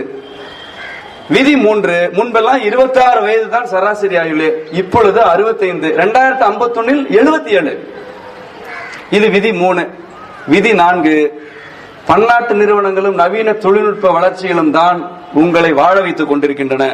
விதி 5, சுற்றுச்சூழல் சீர்கேடு, இயற்கை வேளாண்மை, ஆர்கானிக் ஃபார்மிங் என்று பேசுபவர்கள் முட்டாள். இந்த 5க்கு உட்பட்டு எந்த அறிக்கை எழுதப்பட்டாலும் அது நிரூபிக்கப்பட்டது. இந்த 5 விதிகளுக்கு அப்பாற்பட்டு யார் எதை பேசினாலும் அது போலித்தனமான அறிக்கை என்ற குழப்ப வேலையை ஒரு சிலர் தொடர்ந்து செய்கிறார்கள், செய்வார்கள், இன்னும் செய்வார்கள், எந்த காலத்திலும் செய்வார்கள். ஆனால் இந்த குழப்பங்களுக்கு மத்தியில் உங்களிடையே உண்மையை பேச வேண்டிய கடமை, நமது வாழ்க்கையை பற்றி பேச வேண்டிய பொறுப்பு எங்களுக்கு இருக்கிறது. நாமக்கல் மாவட்டத்தில் நிலத்தடி நீர் மட்டம் 1800 அடிகளுக்கு கீழே போய்விட்டது என்பதை நிரூபிப்பதற்கு என்ன ஆய்வு வேண்டும்? 1800 அடி போர்வெல், அதிலே 1800 அடியிலே தண்ணி கிடையாது. இதுக்கு என்ன ஆய்வு வேண்டும்? போய் பார்த்தால் தெரியாதா? ராமநாதபுரம் மாவட்டத்தில் சீமை கருவேல மரத்தை தவிர வேறு பயிரே வளராது என்ற உண்மையை யாராவது வந்து ஆய்வு செய்து சொல்ல வேண்டுமா? போய் பார்த்தால் தெரியாதா? ராமநாதபுரம் மாவட்டத்தில் வாழக்கூடிய மனிதர்களில் ஏறத்தாழ 95% பேர் குடிப்பதற்கு தண்ணீர் இல்லாமல் உப்பு தண்ணீரை குடித்துக் கொண்டு சிறுநீரக நோயாளிகளாக மாறுகிறார்கள் என்ற அவலத்தை சொல்வதற்கு எந்த நிபுணன் வேண்டும்? உனக்கு மனசாட்சி இருந்தால் நீ அந்த ஊருக்கு சென்று பார்க்க மாட்டாயா? எவனாவது தடுத்து வைத்திருக்கிறானா ராமநாதபுரத்துக்கு போகாதே என்று? இதுக்கெல்லாம் ரிப்போர்ட் வேண்டுமா? ராமநாதபுரம், சிவகங்கை, இந்த மாவட்டங்கள் எல்லாம் குடிநீருக்கு அழிந்த மாவட்டமா? 50 ஆண்டுகளுக்கு முன்பு குடிநீருக்கு வழி இல்லாமல் 5 கிலோமீட்டர் 6 கிலோமீட்டர் தலையில் குடத்தோடு சுமக்கும், குடத்தோடு அலையும் பெண்களையும் குழந்தைகளையும் முதியவர்களையும் இந்த தமிழ்நாடு எந்த காலத்தில் பார்த்தது? இப்பொழுது பார்க்கிறோம். உப்பு நீர் எங்கு தோண்டினாலும் உப்பு நீர். தஞ்சாவூருக்கும் புதுக்கோட்டைக்கும் இடைப்பட்ட மேட்டு நில பகுதிகளில் யூக்கலிப்டஸ் மரங்களும் சீமை கருவேல மரங்களும் மட்டுமே நிறைந்து அங்கிருந்த இயற்கையான காடுகள் எல்லாம் அழிக்கப்பட்டு கிணற்று நீர் வற்றி போய் போர்வெல் போடப்பட்டு போர்வெல்லில் 300-350 அடிக்கு கீழே நீர்மட்டம் குறைந்து அதற்கு பிறகு தண்ணீரே ஊறாமல் விவசாயத்தை விட்டு ஓடி போகும் விவசாயிகளை சந்திக்க வேண்டுமா? புத்திசாலிகளை என்னோடு வாருங்கள், நான் அழைத்து செல்கிறேன், நான் காட்டுகிறேன். கரும்பு வயல்களை உருவாக்கி கரும்பு ஆலைகளுக்கு கரும்பு விவசாயம் செய்து நிலத்தடி நீரை எல்லாம் இந்த கரும்புக்கு இறைத்து கொடுத்த விவசாயிகள் 5 அல்லது 7 ஆண்டுகளுக்கு பிறகு நிலத்தடி நீர் ஒரு சொட்டு கூட ஊறாமல வறண்டு போன பிறகு விவசாயமே வேண்டாம் என்று கைவிட்டு கூலி வேலைக்கு செல்லும் நிலைமையை நீங்கள் பார்க்க உண்மையிலேயே விரும்பினால் வாருங்கள், நான் காட்டுகிறேன். கடந்த 6 மாத காலமாக பொள்ளாச்சி, கோவை, காங்கேயம், திருப்பூர் ஆகிய பகுதிகளில் வளர்க்கப்படும் மாடுகளில் பெரும்பாலான மாடுகள் பஞ்சு மில்லில் இருந்து வாங்கப்படும் பஞ்சு பொதியைத்தான் உணவாக சாப்பிடுகின்றன என்ற உண்மையை தெரிந்து கொள்வதற்கு எந்த நிபுணருடைய அறிக்கையை நீங்கள் எதிர்பார்க்கிறீர்கள்? உங்களுக்கு நண்பர்கள் இருந்தால் கேளுங்கள், உங்களுக்கு மனசாட்சி இருந்தால், உங்களுக்கு உண்மையிலேயே உண்மையை தெரிந்து கொள்ள வேண்டும் என்ற விருப்பம் இருந்தால் காங்கேயத்திலும் தாராபுரத்திலும் பொள்ளாச்சியின் சில பகுதிகளிலும் கோவையின் சில பகுதிகளிலும் மாடு வளர்க்கப்படும் முறையை தெரிந்து கொண்டு வந்து பேசுங்கள். பசும்புல் முளைக்காத வறட்சி அந்த பகுதிகளில் இருக்கிறது. தீவனப்புல் மழையே பெய்யவில்லை என்றாலும் காற்றில் ஈரப்பதம் மட்டும் இருந்தால் வளரக்கூடிய காக்காச்சோளம், முத்துச்சோளம் ஆகிய வறட்சி தாங்கி வளரக்கூடிய பயிர்கள் கூட கருகி போய் கிடக்கின்றன. மாடுகளுக்கு தீனியாக எதை போடுவது என்று தெரியாமல் பஞ்சு மில்லில் இருந்து பஞ்சு பொதிகளை வாங்கி அந்த பஞ்சை தண்ணீரில் நனைத்து மாடுகளுக்கு ஊட்டி விட்டுக் கொண்டிருக்கிறார்கள். இந்த நொடி வரை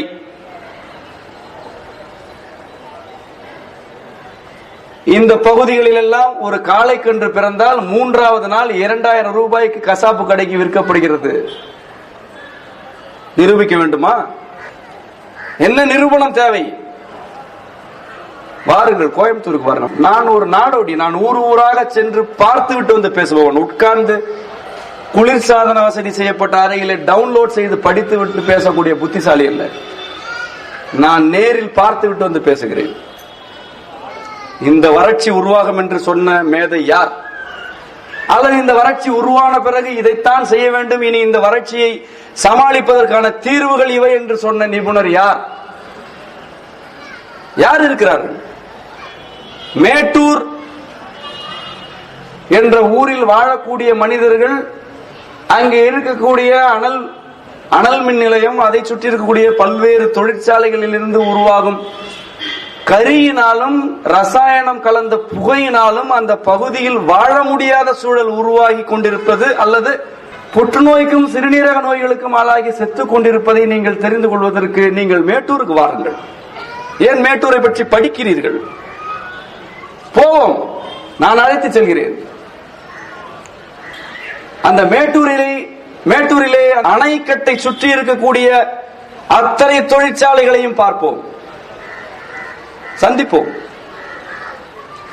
சேலம் மாவட்டத்தில் மேட்டூரின் ஒரு பகுதி குடிநீர் பஞ்சம் உள்ள பகுதி என்ற தகவல் உங்களுக்கு தெரியுமா? அந்த மேட்டூர் அணையில் தேக்கி வைக்கப்படும் தண்ணீர் காவிரி கொள்ளிடம் வழியாக வீராணத்தை வந்தடைந்து அந்த வீராணம் தண்ணீர் இந்த சென்னையில் இருப்பவர்களுக்கு குடிநீர் ஆகிறது. ஆனால் மேட்டூரில் வாழக்கூடிய மனிதர்களுக்கு குடிநீர் தட்டுப்பாடு இருக்கின்றது என்ற தகவலாவது தெரியுமா? அந்த தகவல் தெரியுமா? குறைந்தபட்சம் மேட்டூர் அணையில் 100 அடி தண்ணீர் கிடந்தாலும் மேட்டூரின் மேலக்கரை பகுதியில் இருக்கக்கூடிய மேட்டு பகுதியில் இருக்கக்கூடியவர்களுக்கு குழாய்களில் குடிநீர் வருவதில்லை ஒழுங்காக. அந்த செய்தி தெரியுமா? ஓசூருக்கும் பெங்களூருக்கும் இடையிலான நகர்ப்புறங்களில் எல்லாம் காற்று மாசுபாடின் அளவு அபாய கட்டத்தை விட அதிகமாகி ஏறத்தாழ எல்லோரும் அல்லது மிக பெரும்பான்மையான மனிதர்கள் பெங்களூரிலும் ஓசூரிலும் நுரையீரல் நோயாளிகளாக மாறியிருக்கிறார்கள் என்ற உண்மையை தெரிந்து கொள்ள வேண்டும் என்றால் வாருங்கள், ஓசூருக்கு போவோம். நான் அழைத்து செல்கிறேன். பெங்களூருக்கு போவோம். ஓசூரில் பாறைகள் மீது அந்த நகரம் கட்டமைக்கப்பட்டது. அவ்வளவு தொழிற்சாலைகள். தொழிற்சாலையே வேண்டாம் என்று சொல்லக்கூடிய 10ஆம் பசலிகள் அல்ல நாங்கள். ஒரு நியாயம் வேண்டாமா? குறைந்தபட்ச மனசாட்சி. ஒரு ஊருக்கு எத்தனை தொழிற்சாலை வைக்கலாம், அங்கே எவ்வளவு நீர் ஆதாரம் இருக்கிறது, எவ்வளவு மனிதர்கள் அங்கே வாழ முடியும் என்ற குறைந்தபட்ச கணக்கு கூட கடைபிடிக்கப்படாமல் ஓசூரை சுற்றி அவ்வளவு தொழிற்சாலை, அவ்வளவு மனித கூட்டம், அவ்வளவு வாகன பெருக்கம் உருவாகி அங்கே பாறைகள் துளையிடப்பட்டு நிலத்தடி நீர் உறிஞ்சப்பட்டு அங்கே இருந்த ஓசூருக்கும் பெங்களூருக்கும் இடையில் இருந்த நீர்நிலைகள் எல்லாம் மூழ்கடிக்கப்பட்டு ஓசூரின் மையத்தில் இருக்கக்கூடிய ஒரு ஏரி சாக்கடையாக மாற்றப்பட்டிருக்கிறது. நீங்கள் போய் பாருங்களேன். யார் உங்களை தடுத்தது? என் கண்ணுக்கு மட்டும்தான் தெரிகிறதா? மூக்கை பிடித்துக் கொண்டு கடந்து செல்லாமல் கண்ணை திறந்து பார்க்க வேண்டும். இது நாம் பெய்த மூத்திரம். இதன் நாற்றம் நமக்கு சிரமப்படுத்தினால் அந்த மூத்திரத்தில் வாழக்கூடிய மனிதர்களுக்கு எவ்வளவு துன்பத்தை விளைவிக்கின்ற மனசாட்சி வேண்டும். இது நம்முடைய மலம், இது நம்முடைய சாக்கடை. மூக்கை பிடித்துக் கொண்டு கடந்து சென்று விட முடியாது எல்லாவற்றையும். காசு இருக்கிறது என்பதற்காக பிளாஸ்டிக் கேன்களில் அடைக்கப்பட்ட தண்ணீரை வாங்கி குடிப்பதற்கு பெயர் புத்திசாலித்தனம் என்றால், இந்த நிலத்தடி நீர் சுரண்டப்படுகிறது, நீர் வளங்கள் அழிக்கப்படுகின்றன, இதற்கு காரணமான தொழில் பெருக்கம் நிறுத்தப்பட வேண்டும் என்று சொல்வது முட்டாள்தனமாகவே இருக்கட்டும். ஆனால் அந்த முட்டாள்தனம் தான் என்னுடைய சந்ததியை காப்பதற்கு தேவையான சிந்தனை. ஒரு காலத்தில் பசுமை நகரம் என்று அழைக்கப்பட்ட பெங்களூர் இன்றைக்கு என்ன நகரமாக இருக்கிறது? எந்த காலத்தில் சென்றாலும் அந்த சூழலுக்கு பழக்கப்படாதவர்கள் ஒரு போர்வையுடன் செல்ல வேண்டிய அற்புதமான அழகான எந்நேரமும் குளிர்ச்சியில் இருக்கக்கூடிய நகரமாக இருந்த பெங்களூர் இப்பொழுது புழுங்குகிறது. பெங்களூர் தொழிற்சாலைகளை சுற்றி இருக்கக்கூடிய நவீன குடியிருப்புகள், ஏழைகளோட குடியிருப்புகளை பற்றி பேச வேண்டாம், அதுதான் முட்டாளாச்சு.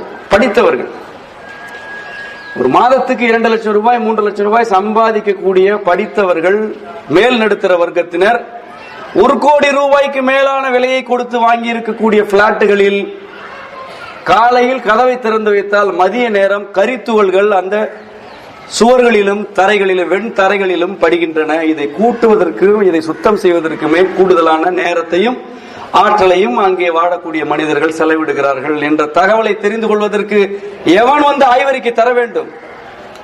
ஏன் நீங்கள் போய் பார்க்க கூடாது? ஒரு வெள்ளை நிறத்தில் வாகனத்தை நிறுத்திவிட்டு வெளியே சென்று விட்டு வந்தால் பெங்களூரிலும் ஓசூரிலும் மாலை நேரத்திலே அது பழுப்பு நிறமாக மாறி இருக்கிறது. இந்த காற்றுதான் அங்கே இருக்கக்கூடிய குழந்தைகளின் நுரையீரலுக்கு செல்கிறது என்பதை நிரூபிப்பதற்கு எந்த ஆய்வு வேண்டும்? ஒரு வெள்ளை துணியை இந்த நகரங்களில், தூத்துக்குடியில், கடலூரில், ஓசூரில், பெங்களூரில், புதுச்சேரியின் சில பகுதிகளில், எண்ணூரில், கோயம்புத்தூரில் ஒரு வெள்ளை துணியை கட்டிவிட்டு விட்டு மாலை வந்து அவிழ்த்து பார்க்கும் தைரியமும் நேர்மையும் ஒருவருக்கு இருந்தால் போதும், அங்கே உள்ள நுரையீரல் கெட்டிருக்கிறதா கெடவில்லையா என்பதை புரிந்து கொள்ள முடியும். எது வளர்ச்சி? இதுக்கு பேர் அறிவியலா? இவ்வளவு மோசமாக காற்று சீர்கெட்டிருக்கும் நிலையிலும் சூழலியலுக்காக பேசக்கூடாது என்று நீங்கள் எதிர்பார்க்கிறீர்கள் என்றால் நீங்கள் யாருக்காக பேசுகிறீர்கள்? என்னுடைய மூச்சு காற்று விஷமாகி இருக்கிறது.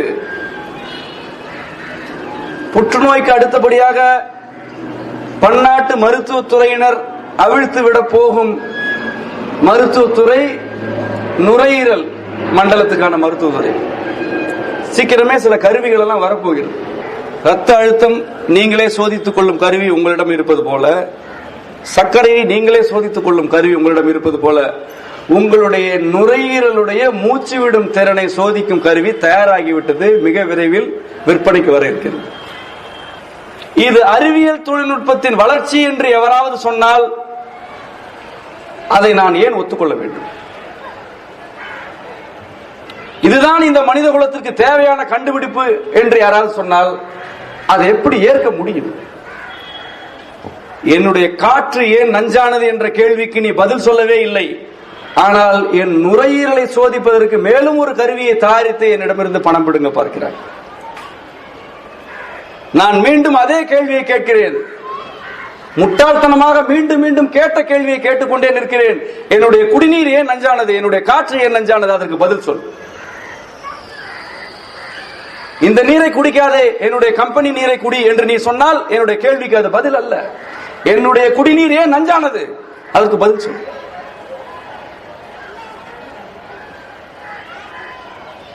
எந்தவித எதிர்பார்ப்பும் உள்நோக்கமும் இன்றி பழகிய ஒரு சிறுமியை எவனாவது சீரழித்து விட்டு அவளுக்கு இழப்பீடு தொகை தருகிறேன் என்று சொன்னால் இழப்பீடு தொகை போதுமா போதாதா என்று பேசுபவன் புத்திசாலி என்றால் நான் முட்டாள்தான். ஏன் இப்படி செய்தா என்றுதான் நான் கேட்பேன். இந்த இயற்கையை, என் இயற்கை அன்னையை நீ ஏன் சீரழித்தா என்ற கேள்வியில் இருந்து நான் பின்வாங்க மாட்டேன், விலக மாட்டேன். நான் மீண்டும் மீண்டும் கேட்பேன், ஏன் சீரழித்தாய்? உன்னுடைய நிவாரணம் எனக்கு வேண்டாம், உன்னுடைய கருவிகள் எனக்கு வேண்டாம். என்னுடைய காற்று ஏன் நஞ்சானது? அதற்கு பதில் சொல். இந்த கேள்வியைத்தான் பூமி எங்கும் வாழக்கூடிய ஒவ்வொரு மனிதரும், மனசாட்சி உள்ள ஒவ்வொரு மனிதரும் கேட்க வேண்டும். தமிழ்நாட்டின் ஒரு பகுதியில் ஒரு அணு உலை, சென்னையில் இன்னொரு அணு உலை, சென்னைக்கு பக்கத்தில் இன்னொரு அணு உலை. இது போதாதென்று ஹைட்ரோ கார்பன் திட்டம், இது போதாதென்று மீத்தேன் திட்டம், இது போதாதென்று அறிவிக்கப்படாமலேயே நடந்து கொண்டிருக்கக்கூடிய பல்வேறு இயற்கை வள சுரண்டல்கள். நண்பர்களே, இந்த பூண்டி ஏரியிலிருந்து நமக்கு குடிநீர் வருகிறது, சென்னைக்கு குடிநீர் வருகிறது. இந்த தகவல் உங்களுக்கு தெரிந்திருக்கும். பூண்டி ஏரியிலிருந்து பூண்டிக்கு பக்கத்தில் இருக்கக்கூடிய ஒரு பெரிய தொழிற்சாலைக்கு அரசாங்கமே குடிநீரை பணத்திற்கு விற்கிறது என்ற செய்தி உங்களுக்கு தெரியுமா? நடக்கிறது. யாருக்கு தெரியும்? ஏரிகளில் நீர் இல்லை என்றால் மக்கள் குடிநீருக்கு அலைகிறார்கள். ஏரிகளில் நீர் இல்லை என்பதற்காக தொழிற்சாலையை மூடிய சம்பவம் இந்த தமிழ்நாட்டு வரலாற்றிலே பதிவாகி இருக்கிறதா? குடிப்பதற்கு நீர் இல்லை என்ற செய்தி அன்றாடம் பதிவு. ஆனால் நிலத்தடி நீர் மட்டம் குறைந்து விட்டது, என்னால் தொழிற்சாலை இயக்க முடியவில்லை என்று சொன்ன ஒரு தொழிற்சாலை இங்கே இருக்கிறதா? ஒரு குழந்தைக்கு மூச்சு திணறல் வந்தால் வாரம் ஒரு முறை வந்து ஆக்சிஜன் சிலிண்டர்களை மூக்கை நுழைத்து விட்டு போ என்று சொல்லக்கூடிய மருத்துவம் வந்ததற்காக நீங்கள் மகிழ்ச்சி அடைந்தால் உங்களை பார்த்து நான் வெட்கப்படுகிறேன். உங்களோடு வாழ நேர்ந்ததற்காக நான் வெட்கப்படுகிறேன். என் குழந்தையின் நுரையீரலால் ஏன் இந்த காற்றை சுவாசிக்க முடியவில்லை என்ற கேள்வியை நீங்கள் எழுப்பும் வரை அவர்கள் ஓயப்போவதில்லை. ஏன் இந்த காற்று அந்த குழந்தையின் நுரையீரலுக்குள் செல்ல மறுக்கிறது? சூழலியலை பற்றி பேசுவது அழிந்து போன பறவைகள் அல்லது கரப்பாம்பூச்சி இந்த திரைப்படங்களில் வருவது போல நாய்க்குட்டிகளை பற்றி பேசக்கூடிய செல்ல செய்தி அல்ல. மனிதர்களின் வாழ்வாதாரத்தை, மனிதர்களுடைய எதிர்காலத்தை இந்த பூமியில் உறுதி செய்வதற்கான அறப்போராட்டம் தான் உண்மையிலேயே சூழலியல் என்பது. ஒரு சூழலியல் எழுத்தாளர் நண்பரோடு பேசிக் கொண்டிருக்கும் போது கூட நான் சொன்னேன், நக்கீர் என்ற அந்த எழுத்தாளரை நீங்களும் படித்திருக்கலாம். அவரோடு நான் பேசிக் கொண்டிருக்கும் போது அவருடைய உங்களை சூழலியல் எழுத்தாளர் என்று குறிப்பிடுகிறார்களே, அப்ப இவர்களில் நான் சூழலுக்கு கேடானவர்களா என்று கேட்டேன். சூழலியல் எழுத்தாளர் என்றால் யார்? அவருக்கு வேற வேலையே கிடையாது. தமிழ்நாட்டில் இவ்வளவு சதவீதம் காடு அழிந்து விட்டது என்று ஒரு புள்ளிவரத்தை சொல்வது, சில பறவைகள் அழிந்து விட்டன என்று சொல்வது, வளர்ச்சிக்கு எதிராக பேசுவது, திரைப்படங்களில் நீங்கள் உருவாக்கி வைத்திருக்கக்கூடிய கோமாளிகளில் சூழலியலாளர்களும் ஒருவர்கள். அவர்களை பார்த்து நம்ம அப்போது சிரிக்கலாம், அவர்கள் அழுதால் நாம் வடிவேல் அழுதால் நமக்கே அழுகை வரும் அல்லவா, அது மாதிரி சூழலியலாளர்கள், இயற்கை நேசர்கள் எல்லாம் அழுதால் நமக்கே கொஞ்சம் ஒரு கோமாளியே அழுகிறானே என்று அழுவது, அதுவா சூழலியலாளர்களுடைய வேலை? உனக்கு மட்டும் தனியாக காற்று வீசுகிறதா? உனக்கும் சேர்த்துத்தான் நாங்கள் பேசிக் கொண்டிருக்கிறோம்.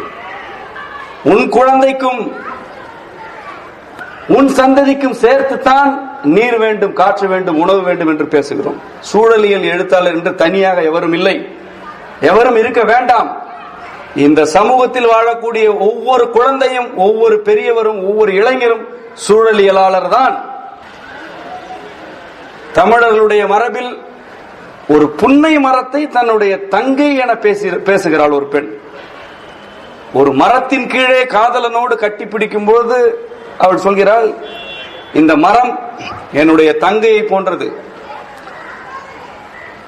இந்த மரத்தோடு நான் சிறுவயது முதல் உறவாடி கொண்டிருக்கிறேன், பேசிக் கொண்டிருப்பேன். இந்த மரத்தின் அடியில் நீயும் நானும் கட்டிப்பிடித்தால் என் தங்கை வேடிக்கை பார்ப்பது போல் நான் வெட்கப்படுவேன், வேறு இடத்திற்கு போவோம் என்று பாடிய தமிழச்சியுடைய பிள்ளைகள் நாம். இங்கே சூழலியலார் என்று தனியாக இவரும் தேவையில்லை, எல்லோருக்குமே சூழலியல் பற்றிய அறிவு உண்டு. 96 வகையான மலர்களை வகைப்படுத்திய குறிஞ்சி கபிலனின் வாரிசுகள். உலகத்திலே இந்த மலர் வகைகளை 2500 ஆண்டுகளுக்கு முன்பு வகைப்படுத்திய இனம் எது? 96 வகை மலர்களை அவர் தாவரவியல் வகைப்படி வகைப்படுத்தி இருக்கிறார் என்று சொல்லக்கூடிய ஆய்வாளர்களும் இருக்கிறார்கள், அந்த தலைப்பில் ஆய்வு செய்தவர்களும் இருக்கிறார்கள். உணவெனப்படுவது நிலத்தோடு நீரே. உணவு என்றால் நிலமும் நீரும் சேர்ந்ததுதான் உணவு என்று சொன்ன சங்க புலவருடைய வாரிசுகள். உணவென்றால் அது ஒரு தொழிற்சாலையில் தயாரிக்கப்படும் பண்டம் என்ற அறிவாளிகள் கிடையாது நாம். உணவென்றால் இந்த நிலமும் நீரும் ஒன்றோடு ஒன்று சேர்ந்து நமக்கு பிசைந்து தருவதற்கு பெயர்தான் உண்மையிலேயே உணவு என்பதை 2000 ஆண்டுகளுக்கு முன்பு சொன்னவர்களுடைய வாரிசுகள். இங்கே சுற்றுச்சூழல் யாருக்கு தெரியாது?